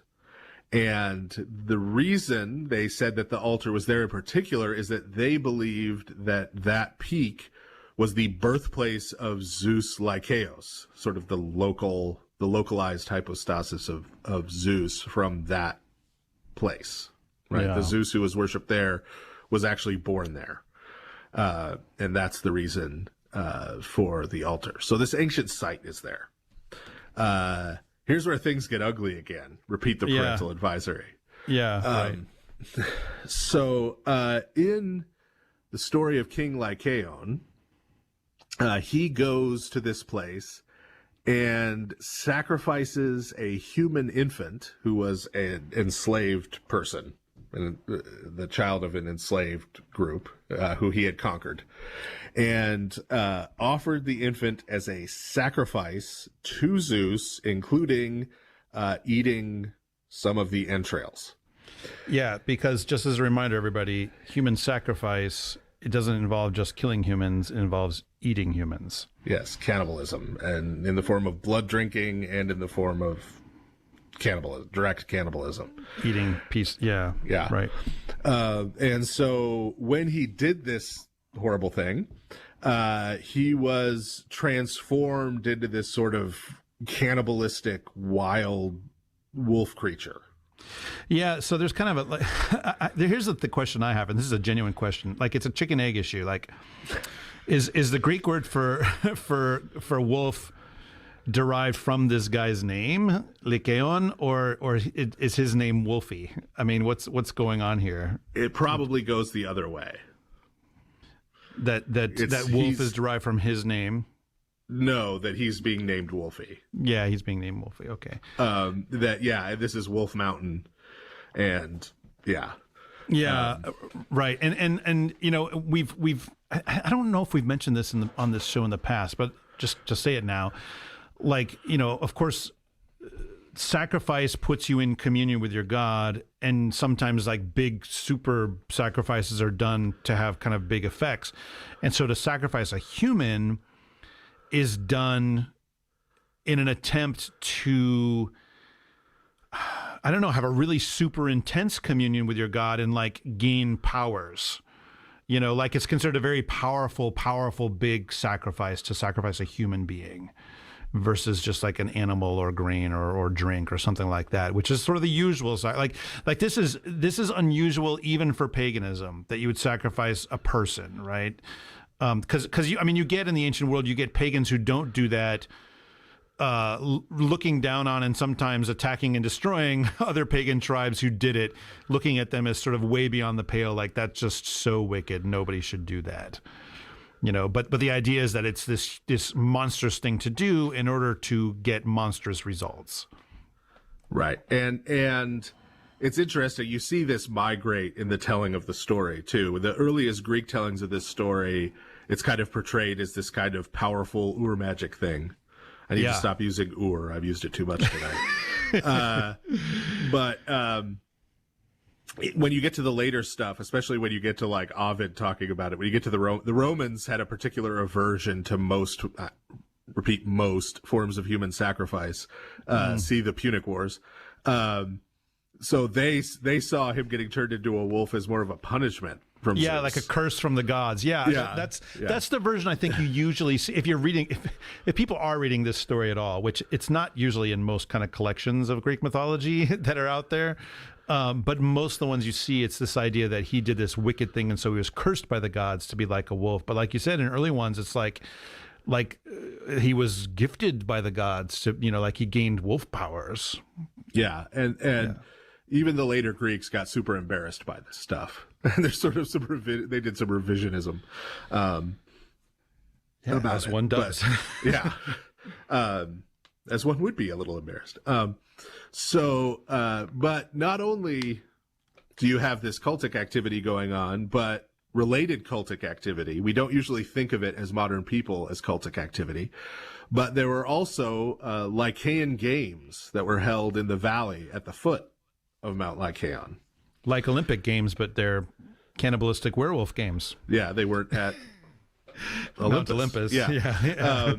So and it's worth noting, we don't think of the Olympics as cultic activity today. No. But they were. Games were in the ancient world. Many of the earliest games, especially the Greek games, did not have spectators. People didn't go to watch them as sporting events. Yeah. They went out and they performed these things that they were performing for the gods in their mind. So this was a weird sort of offering, right, of their prowess and beauty and strength, right? To try to gain credit with the gods, try to impress them. I mean, it's this whole notion of like doing quests to get stuff from the gods. Yeah. Raise your rep. Yeah. But so the most famous champion of these games was the first champion, a fellow named Demarcus of Parhasia. And the way he won the games was before the games, he went up to the altar and offered an infant and ate part of it. And got the wolf powers. And then the wolfen transformation allowed him the additional strength and prowess and everything to be this great victor in the games and be crowned as the victor. So much later in the 2nd century BC, there's a fellow named Pausanias who was a geographer who traveled around Greece and he was sort of the Anthony Bourdain of the ancient world. He went around and talked about the food and the culture and the geography and the way of life. Human and sacrifice. Right, yeah, and religion and all these things in these various places. And he tells us in the 2nd century BC, so this isn't that long before Christ, this is maybe 150 years before the birth of Christ, tells us that these infant sacrifices were a regular occurrence there. This wasn't just this crazy thing that happened in the distant past, but this is something that, I mean, not every day, but every few years, this is a thing that happened. And there's a related story connected to this that's told by Pliny the Elder, who says that they chose a man by lot every 10 years. And this person who was chosen by lot would sort of go into this sacred forest and become this like wolf creature. And he would spend 9 years roaming in the wilderness as this kind of wolfen creature. And if he didn't eat any human flesh during that 9 years, then in the 10th year, he would be restored to his humanity. But if he did, he would remain in that state permanently. Yeah. And so when Caesar Augustus comes to power and he's putting together, he has Aeneas put together, or not Aeneas, Virgil put together the Aeneid, the new history of the world that culminates in Augustus. He also had Ovid travel the world and collect sort of all the folklore and the stories so he could form them all into one sort of master epic, again, leading up to Caesar Augustus. And Ovid includes in this Roman material both Pausanias and Pliny's accounts, like forging them together of this werewolfism thing. And so this is this well-known phenomenon in the ancient world, or in the Bible, about what happens with cannibalism, right? Particularly, and this kind of human sacrifice and the spirits associated with it, such that St. Augustine talks about it in City of God, 1817. And he recounts the same story that Pliny the Elder did, but he also talks about those who, in lupum fuisse mutatum, right? Those who are changed into wolves. Right, they're transformed into wolves, and says that this is a particular type of sorcery or witchcraft, right? Pagan ritual that people participate in to do this, to have this effect. That there are demonic spirits related to this, right? And that by participating in these rituals, one takes on this sort of monstrous, animalistic, cannibalistic aspect. Then, in the going on from St. Augustine in the Latin West, there's this text called the Canon Episcopi, or the Capitulum Episcopi. And this was believed for a long time in the medieval period to have been canons issued by the Council of Ancyra. Right, but wasn't actually. But was not actually. Yeah. But because they thought that they were, these canons entered into Western canon law. So they are still to this day, they're in there in Western canon law, and includes this condemnation of what we would call werewolfism, of rituals to cause yourself to be possessed by these animalistic cannibal spirits. Wow. And because it's then in Western canon law, when you get to the Inquisition has records of executing in various countries a handful of werewolves, of people who had participated in these kind of rituals, had become demon possessed like this, and then who were executed for cannibalistic activities. And this becomes, in French, the loup-garou, which, for those of us in southern Louisiana, is the origin of the rougarou, his Cajun cousin who roams the bayous. Yeah. And you can see how this starts to participate in some of the stuff we said about Lilith. Because like when you get to the rougarou, this is something to scare kids with, right? It's a sort of demonic being who's prowling around that's going to get you if you don't behave. This kind of fury idea that we talked about. And then you get Hispanic traditions, the kukui, and some of these things that are also sort of similarly related. But now's your chance, Father Andrew, to talk about some Indo-European paganism. Yeah, right. I mean, so like, as a lot of people probably know, I've been reading a lot of Germanic literature lately, both like Norse pagan and of course then Beowulf, which is Christian literature. And like this idea of werewolfism is there all over the place. And it's often associated with warfare, particularly like you would do something to become like a wolf, or occasionally like a bear, before you go into battle. In some of these stories, you see people actually being transformed into wolves. And interestingly enough, there's a Germanic word, like the word for wolf, which is wolf, is also used to refer to outlaws in general. So this idea that outlaws are participating in this tradition on some level. And what's interesting, if you read some of these Norse stories, particularly like in some of the Sigurd legends and stuff, and I noticed this when I was reading this in some of the classes I've been taking lately, that a lot of times right before they become quote unquote wolves, there's references to eating and drinking human blood and this kind of thing. So like this connection between cannibalism and werewolfism, I mean, it stretches from one end of the world to the other, so yeah, it's crazy stuff. But yeah, I mean, there's a whole series of like these werewolf legends, and I know it's an interesting question, like what's, are like, and I know we're going to talk about, like you brought up, there's Native American stuff too, but like underneath it, are we talking like, there's the modern notion of werewolves, right? Like we see in these movies and stuff, Twilight and all this kind of stuff. And then Teen Wolf, hello, that's about getting power so you can be really good at sports. Hello. Hi, ancient Greece. Yeah.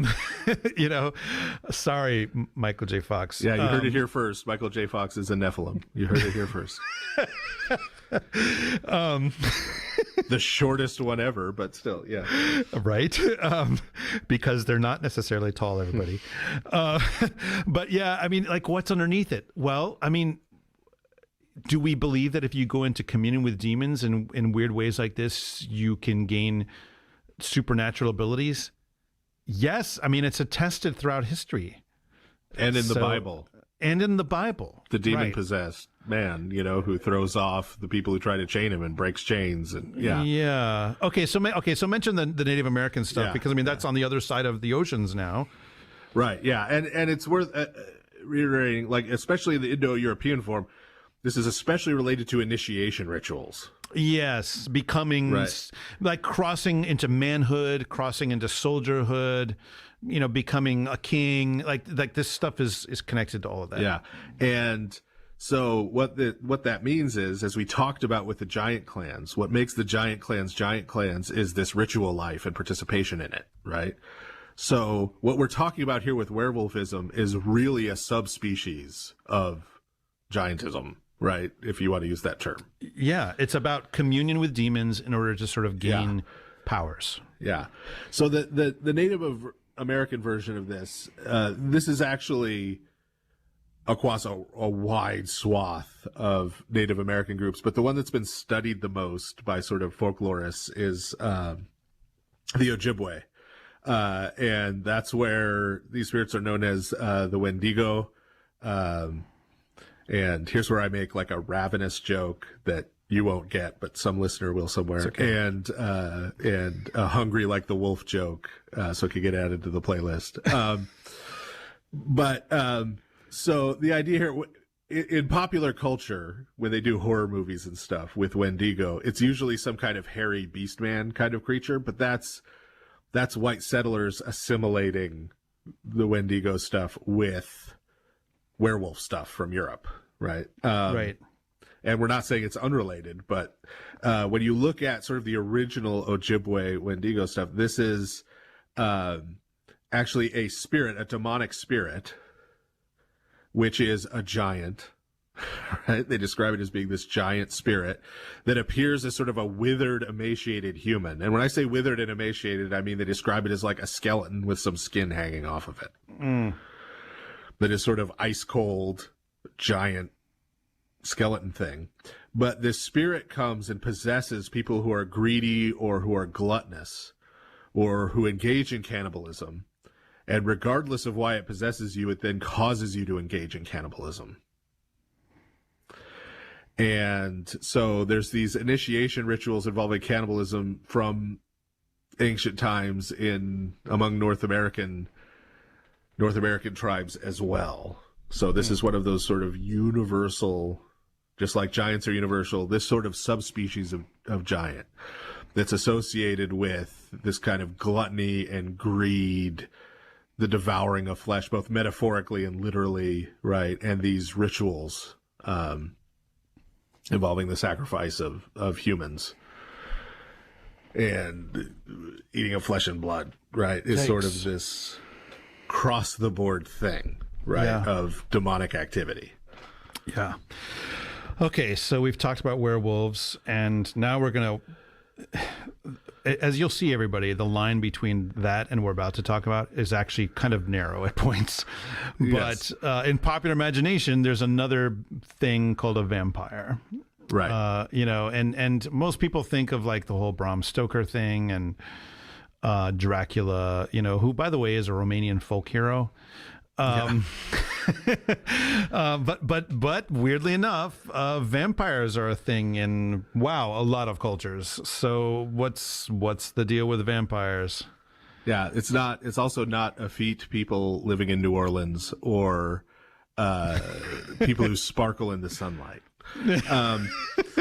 So basically, at its root, to sort of boil it down and bottom line it, right? What we're categorizing here as under the category vampire is a demon-possessed corpse. A dead human body that has been possessed by a demonic spirit, as opposed to a living person who has been possessed by a demonic spirit. And so what you find in this phenomena is people who have died in some sort of cursed state. Right. So whether this is in paganism, they were under some kind of curse or had done some kind of horrible evil in life that had brought a curse upon them, or once Christianity comes into the picture, this is people who died excommunicated, were buried in unhallowed ground, right? This kind of thing. That then opens up the possibility of this demonic possession.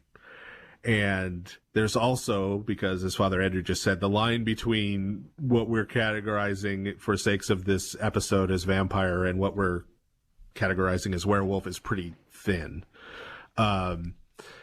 There's cannibalism and blood drinking involved with this too.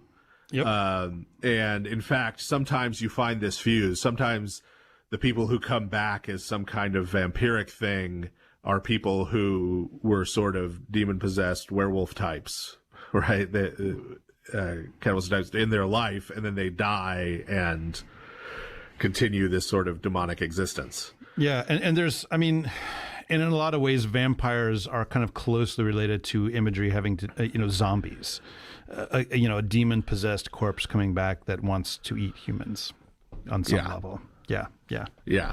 And this is also, I mean, the stream of everything we talked about, demonic Liliths in the first half, all flows into this too, right? So you have this thing called a strix, which is striga in Latin, or strix with sort of a G and an X, the way it's usually transliterated from Greek, which was a night demon who eats flesh and drinks blood, particularly preys on infants. From that word is derived strigoi in Romania and in the Balkans in general. The first person in history who we have who was sort of publicly labeled and written about as being strigoi was a fellow, I'm assuming this pronunciation. My Croatian is rusty, shall we say. But it looks like, to me, like Yuri Grando Alilovic, who lived in Croatia in the mid-17th century. In the year 1672, 16 years after he died, he showed up in Istria, where he came from, and came back, and was this demon-possessed being that attacked people in the area until he was decapitated by the village priest. And numerous people wrote about this at the time. This was the talk of Europe. This guy was the talk of Europe at the time, and much reported on. Yeah. And so we mentioned the Balkans. When you get into Greek discussions of these creatures, they're referred to as Ricolacus. Yeah, which is not, the proprietor of your local Euro stand. It's so I looked this up so I could see where the stresses were. Ricolacus, mentioned by a number of modern Orthodox saints. Yes. Surprise, everybody. So Saint Cosmas Etalos, who's 18th century, he said this is a direct quote: "When we hear the word devil, it is he who was once the first among angels. It is he who moves people to pride, to murder, to theft. It is he who enters into a dead person, causing him to appear living, and we call him a vrikolacas." So St. Cosmas says that the devil enters into a dead person, causing him to appear living, and that's called a vrikolacas, which often gets translated as vampire. But it's sort of like part the way between, vampire and werewolf and zombie. And then, okay, so here's another one. So much more, even more modern saint, St. Paulicios, the Athenite, who just died in the 1990s. So this is from the life of St. Paulicios by his disciple, Elder Isaac, who writes this. The elder related, quote, "I knew an old woman who was very stingy. Her daughter was very good, and whatever she wanted to give as alms, she would throw out the window so she could leave the house with empty hands, because her mother would always check to see if she was taking anything. But if she told her mother that the monk, that is me, had asked for something, then her mother would be willing to give it up. After her death, I saw a young man, her guardian angel, and he said to me, 'Come, so-and-so wants you.' I couldn't understand what happened to me, but we were standing in front of a grave in Konitsa. He moved his hand like this, and the grave opened. Inside, I saw a grimy mess and the old woman who had started to decay. She was calling out, 'Monk, save me.'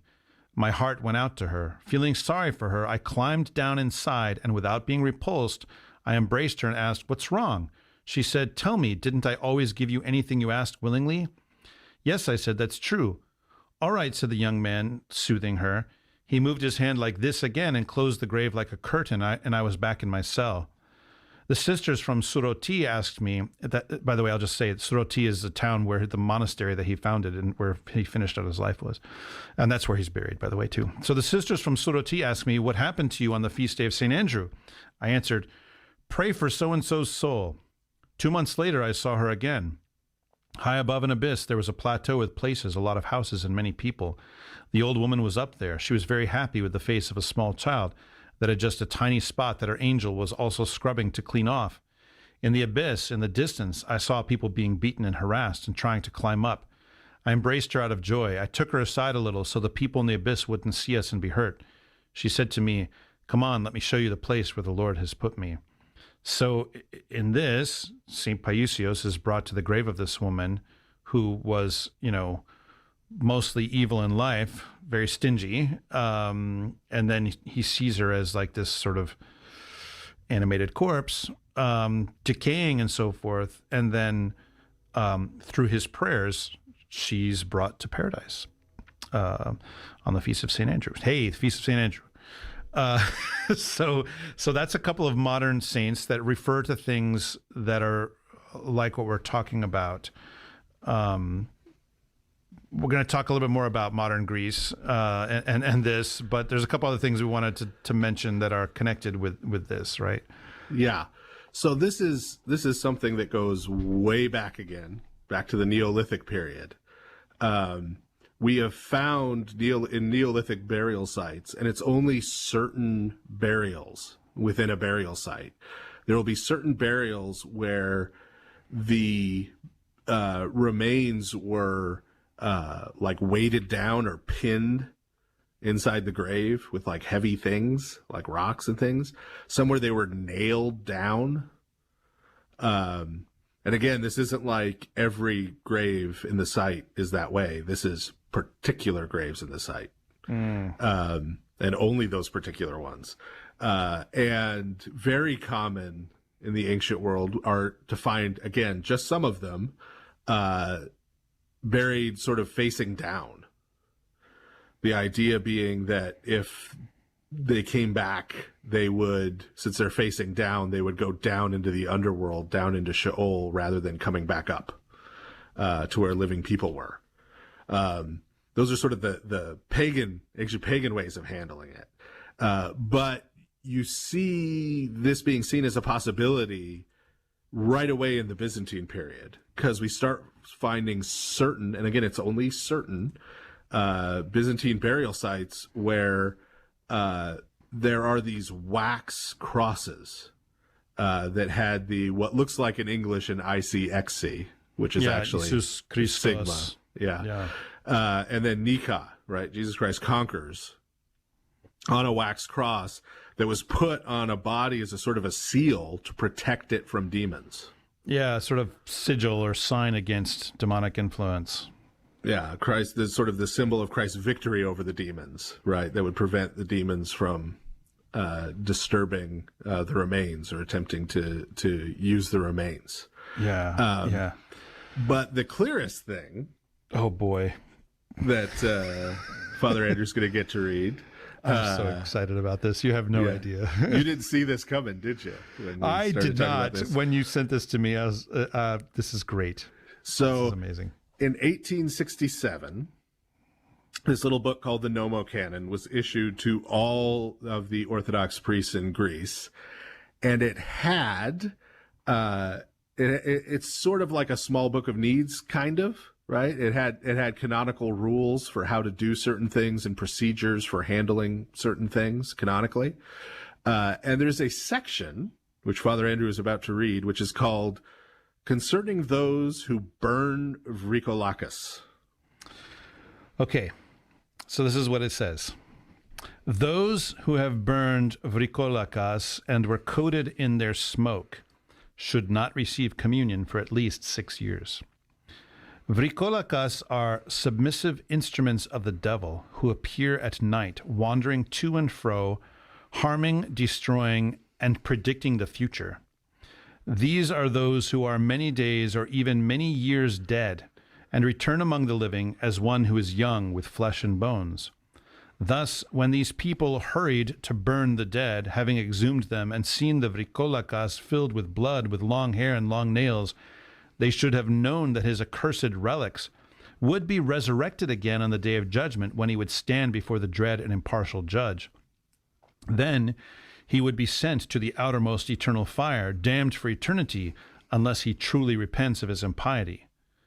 When this kind of satanic demon is identified, the priests should have been called to perform a supplicatory canon to the Theotokos and a blessing of the waters.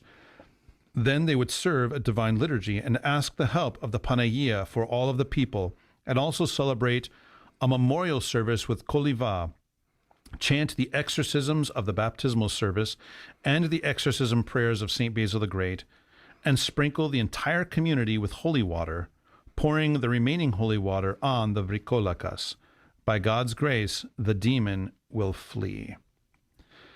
So before we discuss this, I just wanted to point out that even if you were to say that, for instance, when St. Cosmas was talking about this phenomenon, that he was just sort of passing on some kind of tradition he knew about, or that St. Paulicios was just having like a vision, I mean, you could explain what they said in those terms. This is a book of instructions to priests telling them what to do. Number one, if someone was going around burning the bodies of these people, and number two, what should be done instead of this kind of vampire hunter thing that was going on. So, I mean, this is very these are solemn instructions. Like these are liturgical instructions. You know, like this is not, you know, book of crazy things that priests should know about. This is you know, yeah, like I said, these are liturgical instructions. This is a part of a manual, right? So it's very clear, and it's not just like, you know, do exorcisms or whatever, but it even includes this definition of what this is, that these are human corpses that are inhabited by demonic presence and that come out of their graves and you know, do bad things, right? So okay. Right. Yeah. So, yeah. Yeah. So yeah, wow. Okay. It's important how this is phrased too. Once you get past the initial like what, right? Yeah, right. Which I'm still kind of there, but I've read this like 10 times now. Yeah. So, right. How is this phrase, right? Concerning those who burn Ricolacus, right? So the problem from the perspective of this text, the problem is that there are people going around burning these bodies. Yeah, digging them up and burning them. That's the problem that this is set out to address, right? So taken for granted is the idea that there are these people who, through living an evil way of life, have ended up becoming these monstrous things, these monstrous dead things, right? You didn't end up this way accidentally, right? Yep. They become these, and these monsters are menacing the community, right? And the problem from the perspective of this text then is that in many of these communities, the response to it is for these people to go and identify the person who has become this monster and destroy them. That's the problem. Yeah. Because what should happen, according to this text, is what? That the community that's being menaced by this monster, by this formerly human monster, needs to gather together, and they need to pray to God for the soul of this person, to try to drive out the demon and redeem this person. Yep. Which they can't do if someone has burned them. Right? And so burning one of these gets you 6 years excommunication, right? That's like murder. Yep. Right? This is seen as like murdering that person's soul by this text.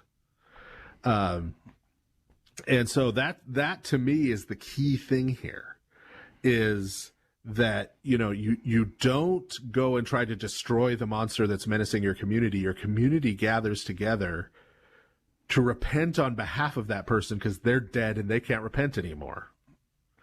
Yep. And to seek that formerly human monster's salvation somehow. All right. Well, with that, we are now going to go to our next break, and we will be right back with the third half of the show. Father Andrew Stephen Damick and Father Stephen DeYoung will be back in a moment to take your calls on the next part of The Lord of Spirits. Give them a call at 855-237-2346. That's 855-AF-RADIO.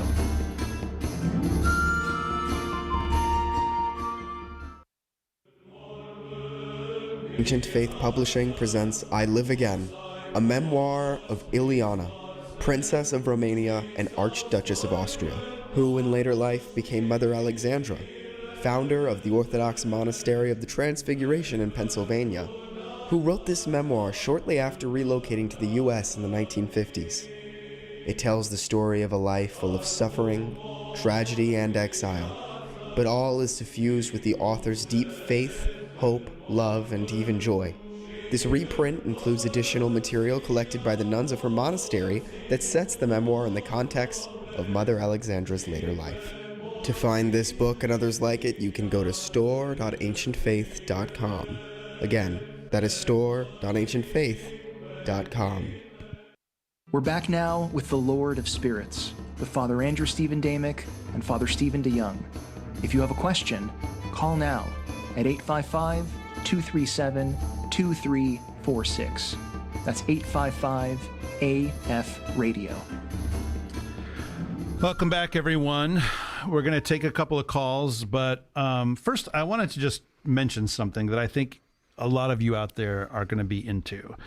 We've made reference a number of times on the show to our friend Jonathan Pageau's work on the symbolic world. And so I wanted to mention a new project that he's got coming out that I think is going to especially appeal to you Lord of Spirits listeners. It's a graphic novel that's called God's Dog. Now, this isn't an ad, but it's just something that's really relevant that I think you guys are going to like. He actually sent me a draft of the piece. I read through it.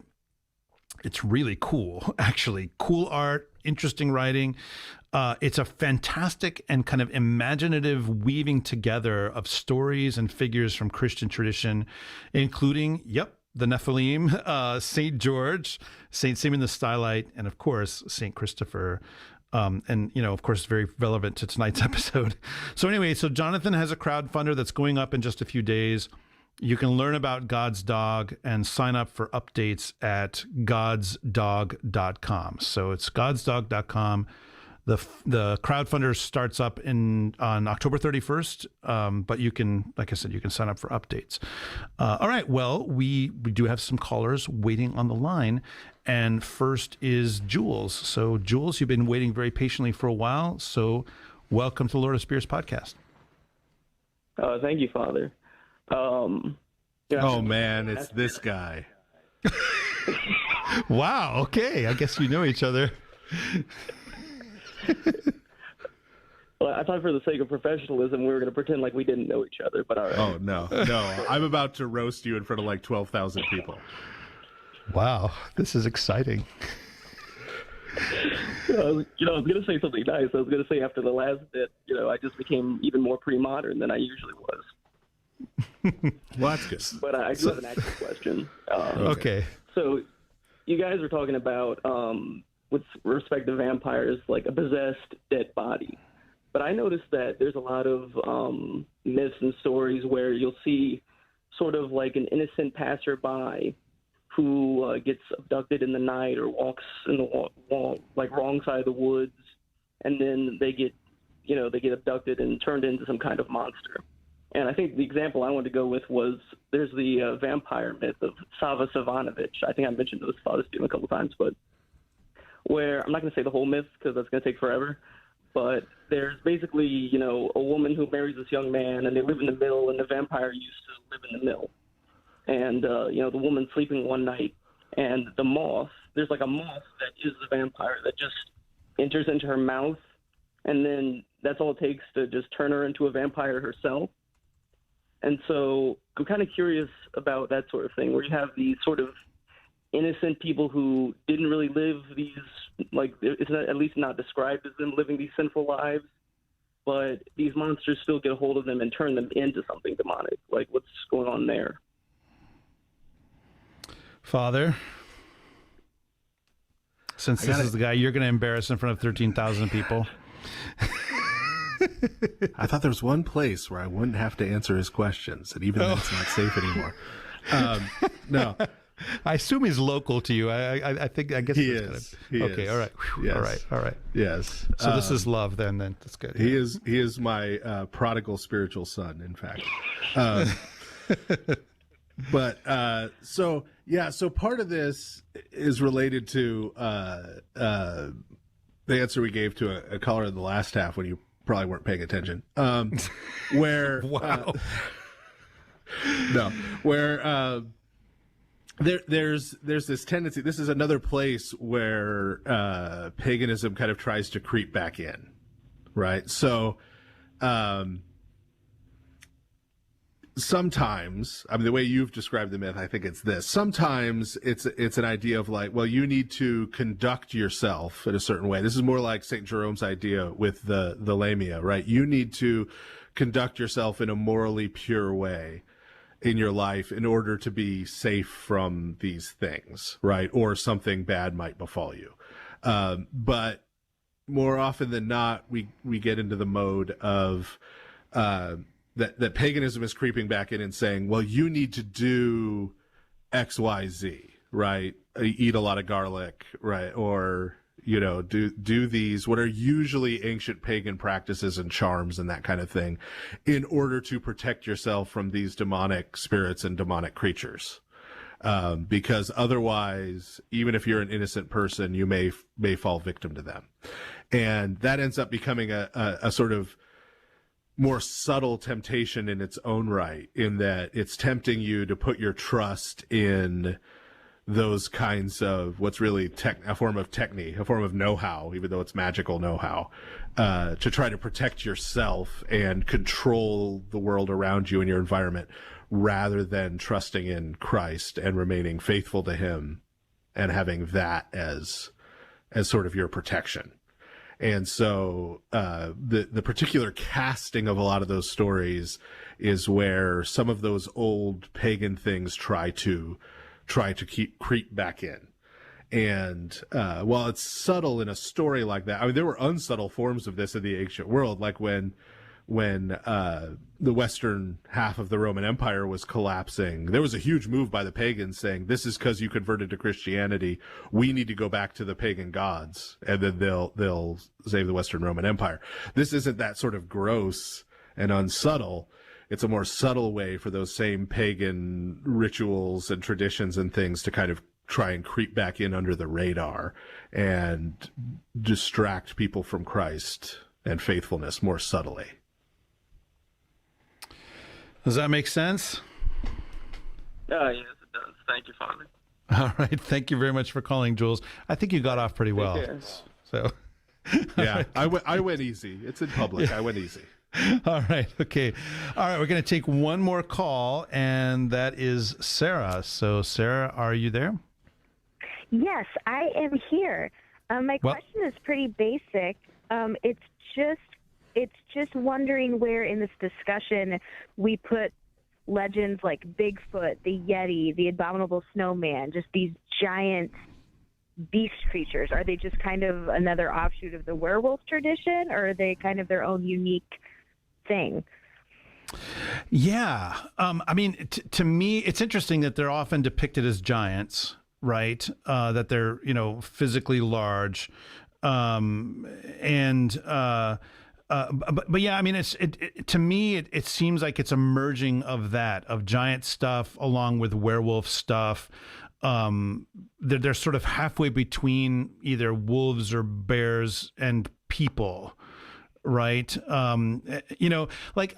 This actually gives the opportunity to kind of mention one thing, right? We sometimes refer to pagan stories as being demonic propaganda, and they kind of are.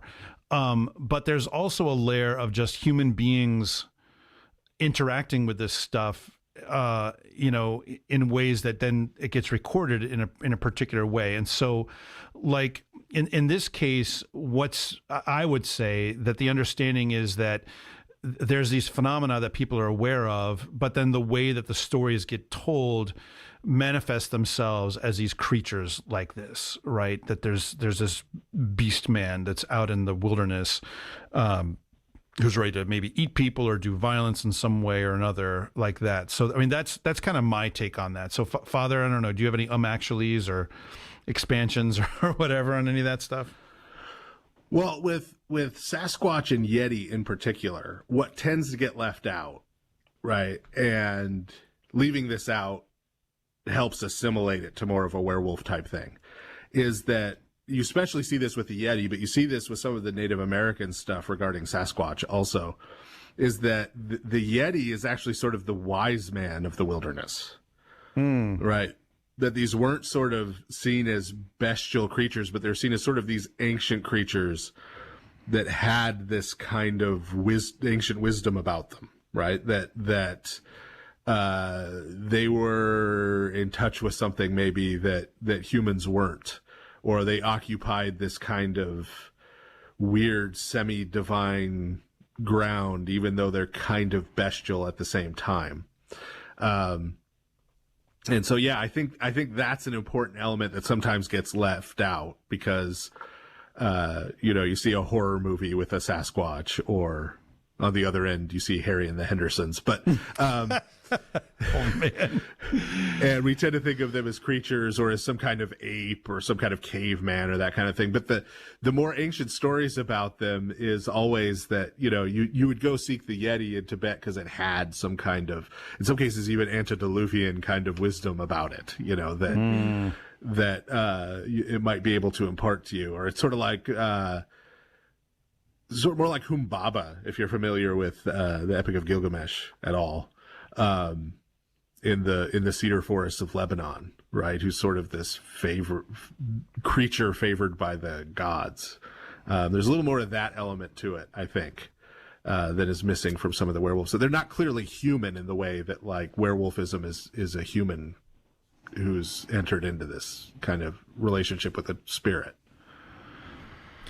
Does that make sense to you, Sarah? Yes, that does make sense. And then is there time for a quick follow-up question? Sure. Is it about El Chupacabra? No, it's more about the werewolves, like going back of why. Is there a reason that the wolf form gets harped on? Like it's not like a were-beast. It's there seems to be this theme of wolf specifically. Yeah, so you do see some a linguistical thing. You do see some bear stuff mixed in there in the Indo-European, but the wolf across the board is by far the most predominant. That may be related to dogs, which of course are related species, being one of the earliest domesticated animals. I'm partially conjecturing here. Yeah, and also like, human interactions with wolves legendarily, especially, are, not good, like especially human beings traveling in the wilderness and that kind of thing. And wolves, especially when they go in packs, can be particularly dangerous. But then there's also at the same time there's that especially wolves in North America, for instance, can act in a very solitary way, but they're huge. I mean, if you've ever seen a wolf in person, they're big animals and very scary. So even though they in sort of their natural sort of biological state often will avoid people and are therefore not that dangerous, people who encounter them, are rightly kind of scared because of how big and scary they can be. But yeah, it's really just this prototypical sense of violent bestial presence amongst human beings. And it's not that people who gain this sort of demonic ability become wolves. It's that human beings understand what's happening to them as being in a wolfish way, if that makes sense. Like, this is the way that it gets talked about. It's not that they become that animal, in reality. Yeah. Because a human being cannot take on the nature of a wolf. Right. It's a predatory thing. Yeah. Right. Yeah. It's about predation. And bears aren't predators of the way a wolf is. Right. Yep. That's true. How does that work for you, Sarah? That was perfect. That was very helpful. Thank you. Great. All right. Well, thank you very much. I said we were that Sarah was going to be the last call we're going to take, but we actually have a deacon calling in who has an urgent question about the Nomo Canon having to do with Ricolacus. So is he facing this situation as we speak? I don't know. Okay. I don't know, but he's just, we're going to let him in under the wire before we talk about demon possession. So how about that? So, all right. So Deacon, are you there? I am here. Hello. All right. Welcome. So what's your deal, Deacon? Well, so my original, some people know I'm a vampire scholar myself. And I was originally going to talk about these canons, but you guys kind of covered the question I was going to ask, so I have something different. It might be related to what you're going to talk about. And all right, lay it on us. I did a lecture once on heresy and exorcisms and vampires, and this thought that most of the time when these vampires appeared, but they weren't necessarily seen; they were just found in the grave, incorrupt. So, do you think that the demons might have chosen that form of an incorrupt body to because holy people were usually incorrupt, like with the saints? Yeah, it's a kind of parody of holiness, Yeah, I mean that makes sense to me. I don't know, Father, what do you got on that? Yeah, I think there's that element, and if you've read all this stuff, then you probably already know this, but part of what happens then, once the demon is sort of dispelled, is that the body decomposes normally. Mm-hmm. So, and that's connected to, of course, our bodies, ashes to ashes, dust to dust, right? Our bodies return to the earth from which they were formed, and there's an element there also of sort of what is natural not being allowed to take its course, that there's this unnatural thing, that this demonic spirit is sort of rebelling against the natural order that God has set up for our life in this world, right, where we are mortal. But it's not actual resurrection or actual continued life. It's just this parody of it. Right. Yeah, it's false life. Usually, it was just a misunderstanding of medicine. People didn't know how bodies decomposed back then. Yeah, they viewed everything as something supernatural when it was really all bodies bloat and leak and things like that. Yeah, but sometimes it is. Yeah, yeah. Sometimes it's giants. So. Yeah, it's not always giants. But sometimes it is giants. All right. Well, thank you very much for your call. Okay. Well, this is the final half of the show tonight. We've gone on for a while, but we wanted to talk a little bit about demon possession and about King Solomon's magic ring. So, yes. Thing right. Ring, do your thing. Yeah. Wow. I'm digging in the crates with the references tonight. One ring to rule. No, sorry. Too obvious. Way too obvious. Too obvious, but I mean super applicable in this particular case, as everyone will see in just a second. So yeah. So we've talked about demon possession at several points along the way on the show. We talked about how that was seen in the ancient world in many cases in a positive light. I mean, not like we talked about with werewolves, that werewolfism was even seen in sort of a positive light very early on. Yep. In a lot of pagan contexts. But, we gave the example before of Socrates, who had this demon that whispered wisdom to his soul, and that was part of his defense Right? Yeah. I'm getting this from a demon, guys, you know. Oh, okay. Let him go then. Yeah. So, I mean, this was seen in a very different way. And we see that reflected, of course, as we mentioned before, in the book of Acts, when there's the slave girl who is possessed by the demonic spirit who tells fortunes, right? Like we saw, one of the things that the Ricolacus does is predict the future, right? Is possessed by this demonic spirit, and St. Paul casts out the demonic spirit, and then the owners get mad at him, because the owners of the slave girl get mad at him because they say, you know, how dare you? This is how we made our money, you know.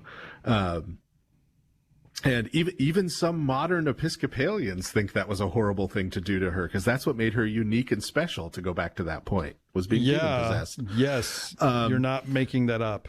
Yeah. Yeah.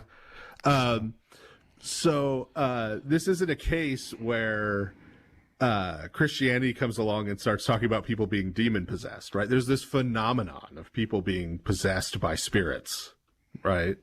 And Christianity comes along, well, Second Temple Judaism and then Christianity come along with a different interpretation of that same phenomenon. Yeah.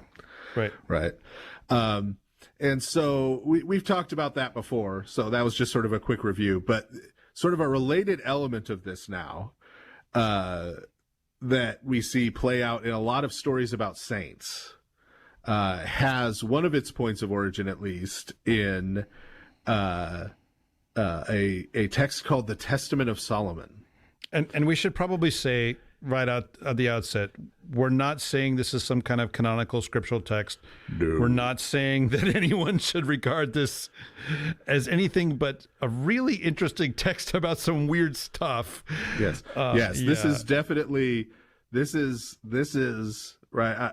We've talked before about how, I'm sure we've talked before on this podcast about how, right, in the East, there were 3 categories of books. Right. Yeah. That there were books to be read in the churches, which is what we would call canonical.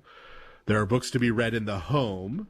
Right. And then there are books not to be read because they're like heretical. Right. Yeah. And this is kind of it's somewhat on the edge of the things you can read at home kind of text. Right. So yes. So that's what I was going to say. So some of the texts we talk about on this show, like for Ezra or the First Book of Enoch and those kind of things, are sort of on the borderline of what's read in the church and what's in the home, because some churches view them as canonical and some don't, right? So they're kind of on that borderline. The Testament of Solomon that we're about to talk about is on the borderline of read in the home and not read at all. Right? So this is right. It's not a recommendation. Yeah. We should take this as a really interesting story that reflects certain motifs that we find. Yeah. Right. Yeah, exactly, There's a motif. We're going to run through this book quickly to highlight a single motif within the book, and then talk about how that motif plays out within the Orthodox tradition. We are not saying that this text is in any way a part of the Orthodox tradition. Yep. 83 disclaimers now finished. Okay. Yeah, there you go. This so text, delete that angry email you were working on, folks. Yes. Yes. Yeah. This text also has, just last Sunday we read, once again, we read it a lot, but this time we read it from St. Luke's Gospel, the story of Legion running around in the tombs, right? So demon-possessed man is where? He's out in a graveyard. He's out in the ruins. That's where the demons are. This text is the other place where Legion shows up. But we'll get to that in a minute. So the Testament of Solomon is a text that is probably, I mean, again, journal articles, dissertations, so we argue about it, but pretty much everybody agrees that this is late 1st century, early 2nd century, in air quotes, Christian text, right? And by Christian, it just means this person is aware of Christianity, right? It's not saying this person is Christian in any kind of apostolic sense. And we'll get to why here in a minute. But what this is doing is it's taking the story of Solomon from the Old Testament and then interpolating with it a lot of Greek and Jewish magic, like literal magic, right? Yeah. Traditions and Yep. superstitions and that kind of thing, right? So there's a lot of pagan stuff in here, is the short way of saying that. So in this book, at the beginning of the book, this angel shows up and gives Solomon this magic ring with a pentagram on it. Already, I know, right? We're not endorsing this, okay? And what this ring allows Solomon to do is enslave demons. As one does. It is the one ring to rule them all. Yes, he could use this ring to enslave demons. And so he enslaves a couple of demons. He ends up enslaving Beelzebul, right? Who's Baal, who's the devil, who's the prince of demons, right? Lord of the Flies. He ends up, well, no, this is Beelzebul. This is the original title, not the... Oh, excuse me. Not the making fun of him version. Okay. So... but because now he's got like the demon boss, so now he's kind of got all of them now that are on the payroll, working for him. Subcontractors, as it were. Yes. So wow. Okay.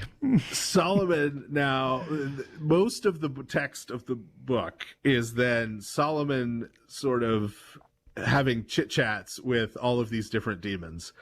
And these demons are mostly less than impressive. These are kind of like the Bob Larson demons, if you've ever watched him exorcise demons from middle-class housewives, as is his wont. Yeah, the demon of sore throats, the demon of there's literally, dizziness spells, the demon of... Yeah. There's literally a demon of like sore throats who he talks to, and he would then ask them like, hey... What do we do to ward you off, demon of sore throats? And the demon of sore throats is like, well, you write this Greek word on a leaf and then you put it in a pile of leaves, and then I won't be able to come and give you a sore throat. Like, so that's the level of this text. Yeah. Not super worthwhile. So it's a lot of folk remedies and magic and this kind of thing, right? So there's a couple other interesting little bits. So he goes and he catches Legion in a bag out of the desert. As one does. Yeah. And he explains what the whole "my name is Legion" thing means, because he says it's because he's got a bunch of other demons who are like his boys, who he brings with him every place. So it's like a Roman army unit is what he's... Yeah.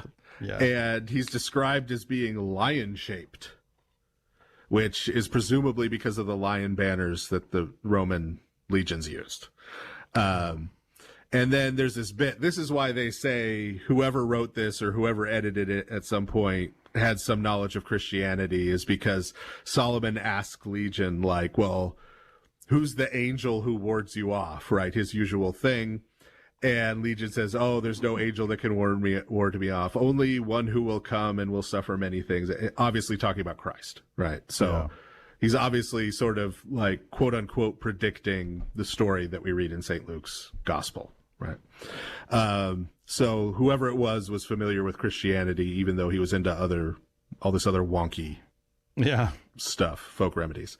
And so, Solomon uses some of these enslaved demons to build the temple for him, because you got to lift all these heavy stones and stuff, and so there's sort of an ancient aliens element to this, where like, who could have possibly built that? It must have been demons. Yeah, I'm not saying it was aliens, but it was demons.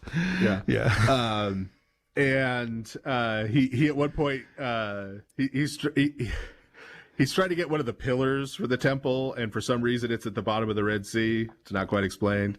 So when he pulls it out of the Red Sea magically, he also releases this ancient Egyptian demon that was trapped down there at the bottom of the Red Sea, who was the one who gave the magicians in Egypt their powers, and who got stuck there when Pharaoh and his armies got drowned. Man. So Solomon sort of enslaves him too and makes him install the pillar. But so anyway, right. And I'm making light of all this on purpose because it's weird and goofy, right? Yeah. And not to be taken super seriously. But at the end, Solomon meets a woman. So we come full circle back to Lilith being his wife. Meets this woman. and really wants to lie with her. The text is kind of explicit on this point. It's not like he fell in love with her. It's not, he wants to lie with her. It's just lust. Yeah. So yeah, makes her one of his wives. And then because of sort of his lust, he loses all of his demon controlling powers. Yep. So the end of the book is sort of this cautionary tale, right? Like the end of Johnny Cash's Delia's Gone, where he sort of turns to the camera and breaks the fourth wall and says, hey, don't do what I did and let your lust make you lose your demon controlling powers. Wow. So again, we're not endorsing or recommending really this text, but this is one of the first incidents we have of this motif of a holy person, because of their personal holiness, being able to command or control demons. Yeah. Right. I found recently this icon of Saint John of Novgorod, who is a 12th century Russian bishop. And the icon is of him riding what looks like a Pegasus, a winged horse, except you look closely at it, like it's a serpentine winged horse. It has like claws and a pointy dragon tail. And it turns out that the story is that while he was praying, that this demon wouldn't leave him alone. And so he turned around and then he forced the demon to become this winged horse thing to take him on a day trip pilgrimage to Jerusalem and back to where he was in Novgorod. So like, it's one of those kind of things. It's like, stop it, demon. Okay, well, you're working for me now for at least a little while. Right. And there are stories of like a monk who forced a demon to sing one of the hymns of paradise. Yeah. The whole thing we talked about last year with St. Nicholas enslaving Krampus or Schwarzepiet or Belschnickel. Yeah. All of these kind of things. And like with Solomon in this, remember, it's while he's sort of holy, he has this ability. As soon as he becomes lustful and gives into sin, he loses it. Yeah. Right. So this is because of personal holiness. And this is really, ultimately, this whole motif is flowing out of what we see back in Genesis 4, when Cain is angry at his brother and God comes to him and says, sin is crouching at your door like this demon. It wants to master you. You must master it. Right. Right. And so what we're seeing in the lives of these saints, what this is about is not about like, hey, you can make demons do tricks, right? Like, it's about the fact that because of their holiness and their way of life and having drawn close to Christ and being conformed to the image of Christ, they now have mastery over the power of darkness rather than the powers of darkness having mastery over them. So this is the inversion of demonic possession. Possessing demons rather than being possessed by them. Right. Yeah. Wow. Yeah. Right. Yeah, I mean, it's interesting that this whole episode is kind of about giants on some level too. Even though, again, it's not about like tall people. It's not about tall people. It's not about tall people. Everybody. Because when the demons master you, you become less human and more like a beast, more like a monster. Right. And when you become like Christ, you don't just become like God. You do become like God because Christ is God, but you also become more human because Christ is both where we see who God is and where we see what a human person is. Yeah.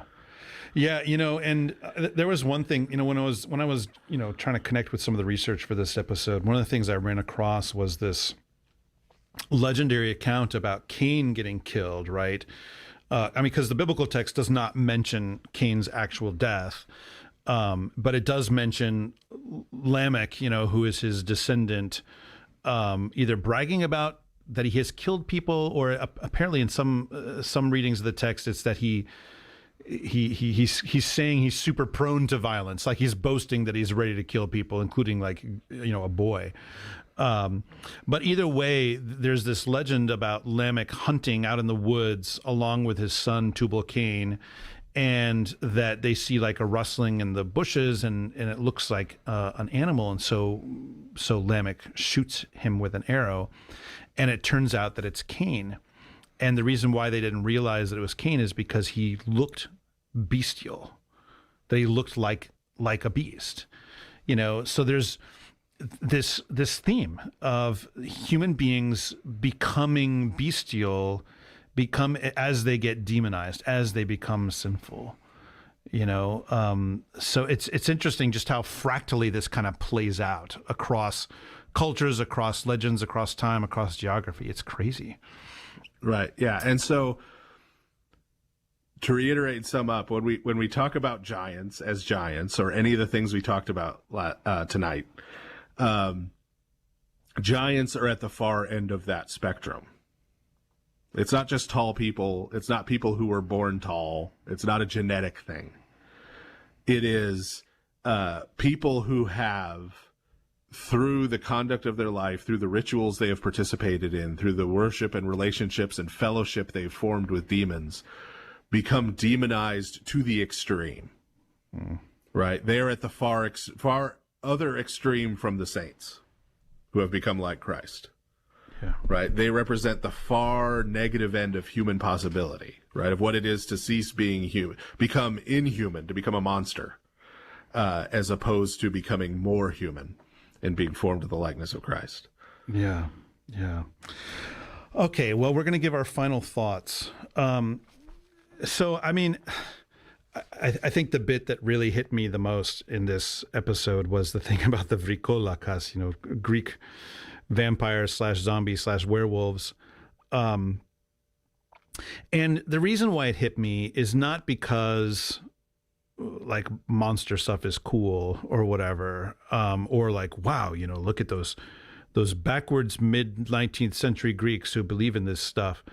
But rather that, number one, it's taking very seriously this reality of the interaction of the spiritual with the material, the immaterial with the material. It takes it very, very seriously. I mean, this is from a manual for priests. This is not, a book of legends or whatever. But also the thing about it that really struck me, and this is where I think it comes home for all of us, right? Because again, the point of everything that we do on this podcast is actually to make our spiritual lives better, to be better at this thing called Christianity. It's interesting. Number one, first, it condemns people who their approach to human beings who are monstrous is to burn their bodies, literally dig them up and burn them. And it condemns that. It says, don't do that. In fact, people who do that should be treated like murderers, that they're excommunicated for years, right? And then it says what should have been done, or what should be done, is that needs to be this cleansing done with holy water, with prayers of exorcism, with the divine liturgy. Notice the divine liturgy being used to fight against demons, with praying for that person's soul with koliva, so that there's the memorial prayers that are prayed for them. And this is because this is a person who has died, and so he doesn't have possession of his mortal body anymore, so he can't repent. And so the church engages in acts of repentance on his behalf in hopes that God will grant mercy to him, right? And so on the one hand, this is a pretty clear model based on, uncontestable Orthodox tradition about how to deal with demonic presence, and how to deal with how to pray for people who are departed, especially those who are departed and lived very sinful lives. But on the other hand, we can also analogize this even to our day-to-day life, right? So there's a big temptation in our time, especially in our time, to look at people who are not just, okay, so people we disagree with, but let's just go ahead and say people who we regard as super evil, okay? Now, in many cases, they're not, where they're just people we disagree with, okay? But let's just go ahead and say these, people are super evil, right? That really are people who are super evil. What are we supposed to do with such people? Well, the way that the world wants us to deal with them right now is to burn them, whether, metaphorically or whatever. That's what the world says. Destroy them. They must be destroyed. These are evil, subversive, horrible, destructive people. They must be destroyed, right? Whereas this instruction, this Nomo Canon, says that the way you're supposed to deal with people who, again, admitting that they are monstrous, understanding that they are monstrous, right, is actually through spiritual acts of mercy. That's the way to deal with them, to try to get the demon to go out. Because even if someone really has descended into evil, it's because there's a demonic presence there. That's what's going on. A human being who is acting in a truly evil manner is a slave. They've enslaved themselves. Okay, it's not like they're not culpable, but they're a slave. And what we want is to free them from slavery. And so that's the approach.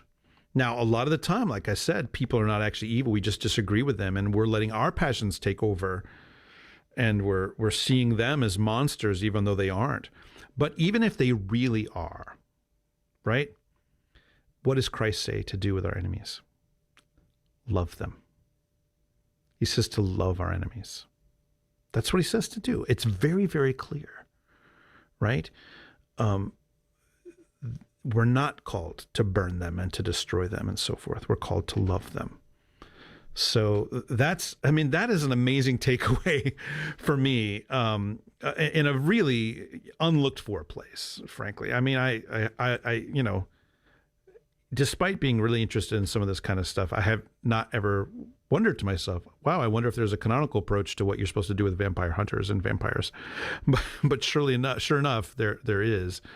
But it's not just about vampires and vampire hunters. It simply illustrates foundational, clear principles of what it means to live the good Christian life, what it means to actually be like Christ, to do what to follow his commandments, to obey him, and to live as he told us to live. Father Stephen? So dovetailing nicely off of that,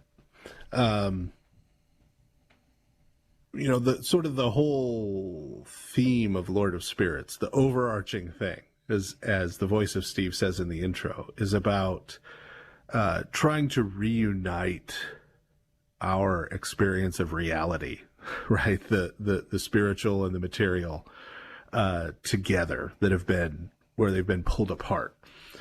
And one of the places where they've been pulled apart, and one of the places where I think we least realize they've been pulled apart, is in our understanding of our behavior, of quote unquote morality.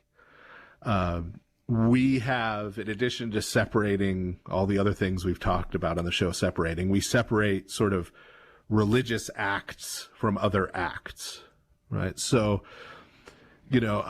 probably most of our listeners, and even a lot of people who aren't listeners, would say that, well, yeah, if you go and participate in a pagan ritual or some kind of ritual of another religion, some idolatrous ritual, if you eat, meat sacrificed to idols, that would be participating in some kind of demonic activity, right? Yeah.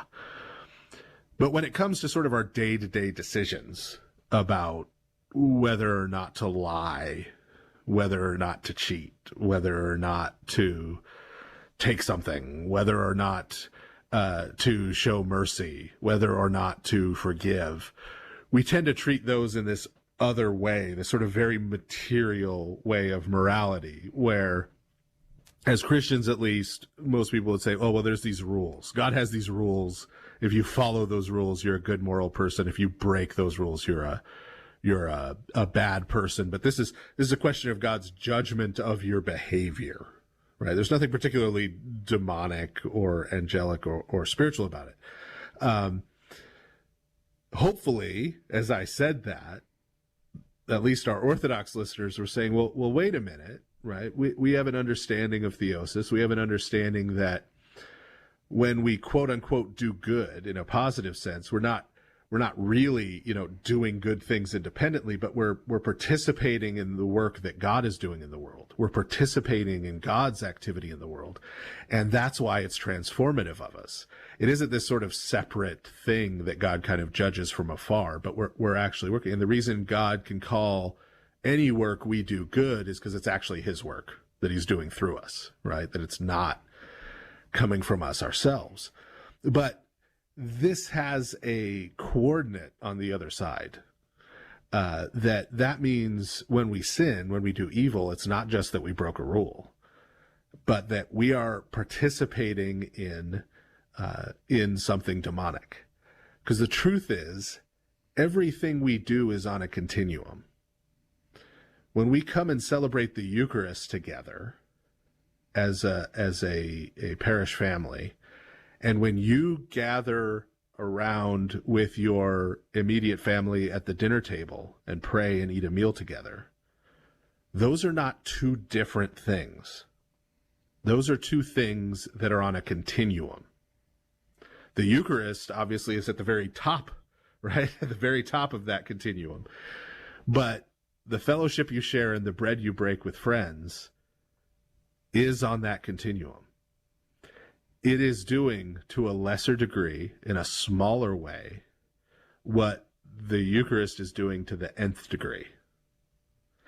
And so when you give a cup of water to someone in need, right, it's not that, oh, well, rationally, this person's in the image of Christ, and the rule is I should treat other people as I would treat Christ.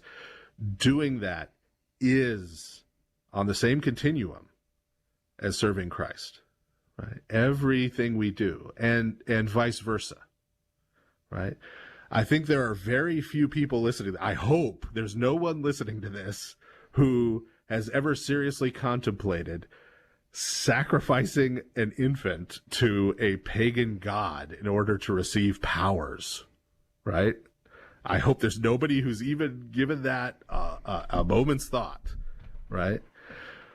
But every time we participate in evil, every time we ignore it, every time we excuse it, every time we participate in it, every time we do it ourselves, right? We are performing actions that are on a continuum with that horror. We are on a continuum with that kind of nightmare, right? And you see this even in what we talked about tonight, right? Werewolfism doesn't start with that. Werewolfism ends with that. Werewolfism starts with being greedy and gluttonous, with always wanting more, with being ravenous, with wanting to devour, and devouring other people metaphorically. Long time before you get to literally. But those aren't two different things. Those are on a continuum. Those are on a continuum. And so we need to take every choice we make and how we live and what we do and what we pursue very seriously. There isn't neutral. There isn't, well, I didn't do anything all that significant either way. All of these things are on one continuum or the other. All of these things are leading us closer to Christ and becoming more human and more like God, or they're leading us in the opposite direction to become less human and more bestial, and more of a monster. As you pointed out, it's never too late, even if you're dead, even if you're a demon-possessed corpse, right? The church presents that there is hope for you in Christ. But we need to reconsider the value of our everyday morality and actions, and the kind or unkind words we share with people, even those smallest things. Because everything starts small and then gets bigger. And every footstep we take leads us down one road or the other. Well, thank you very much for that.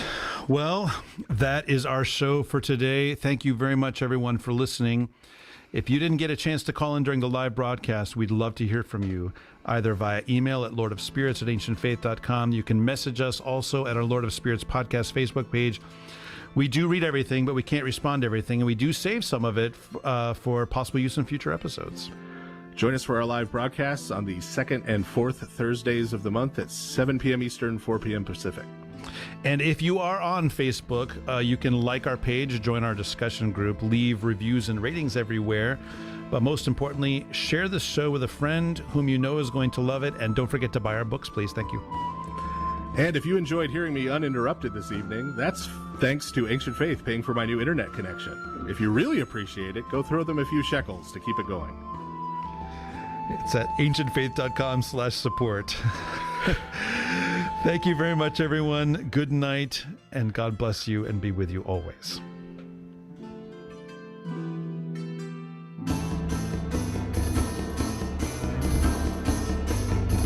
You've been listening to The Lord of Spirits with Orthodox Christian priests, Father Andrew Stephen Damick and Father Stephen DeYoung, a listener-supported presentation of Ancient Faith Radio. And I beheld, and I heard the voice of many angels round about the throne, and the beasts, and the elders, and the number of them was 10,000 times 10,000, and thousands of thousands, saying with a loud voice, Worthy is the Lamb that was slain to receive power, and riches, and wisdom, and strength, and honor, and glory, and blessing. Revelation chapter 5, verses 11 through 12.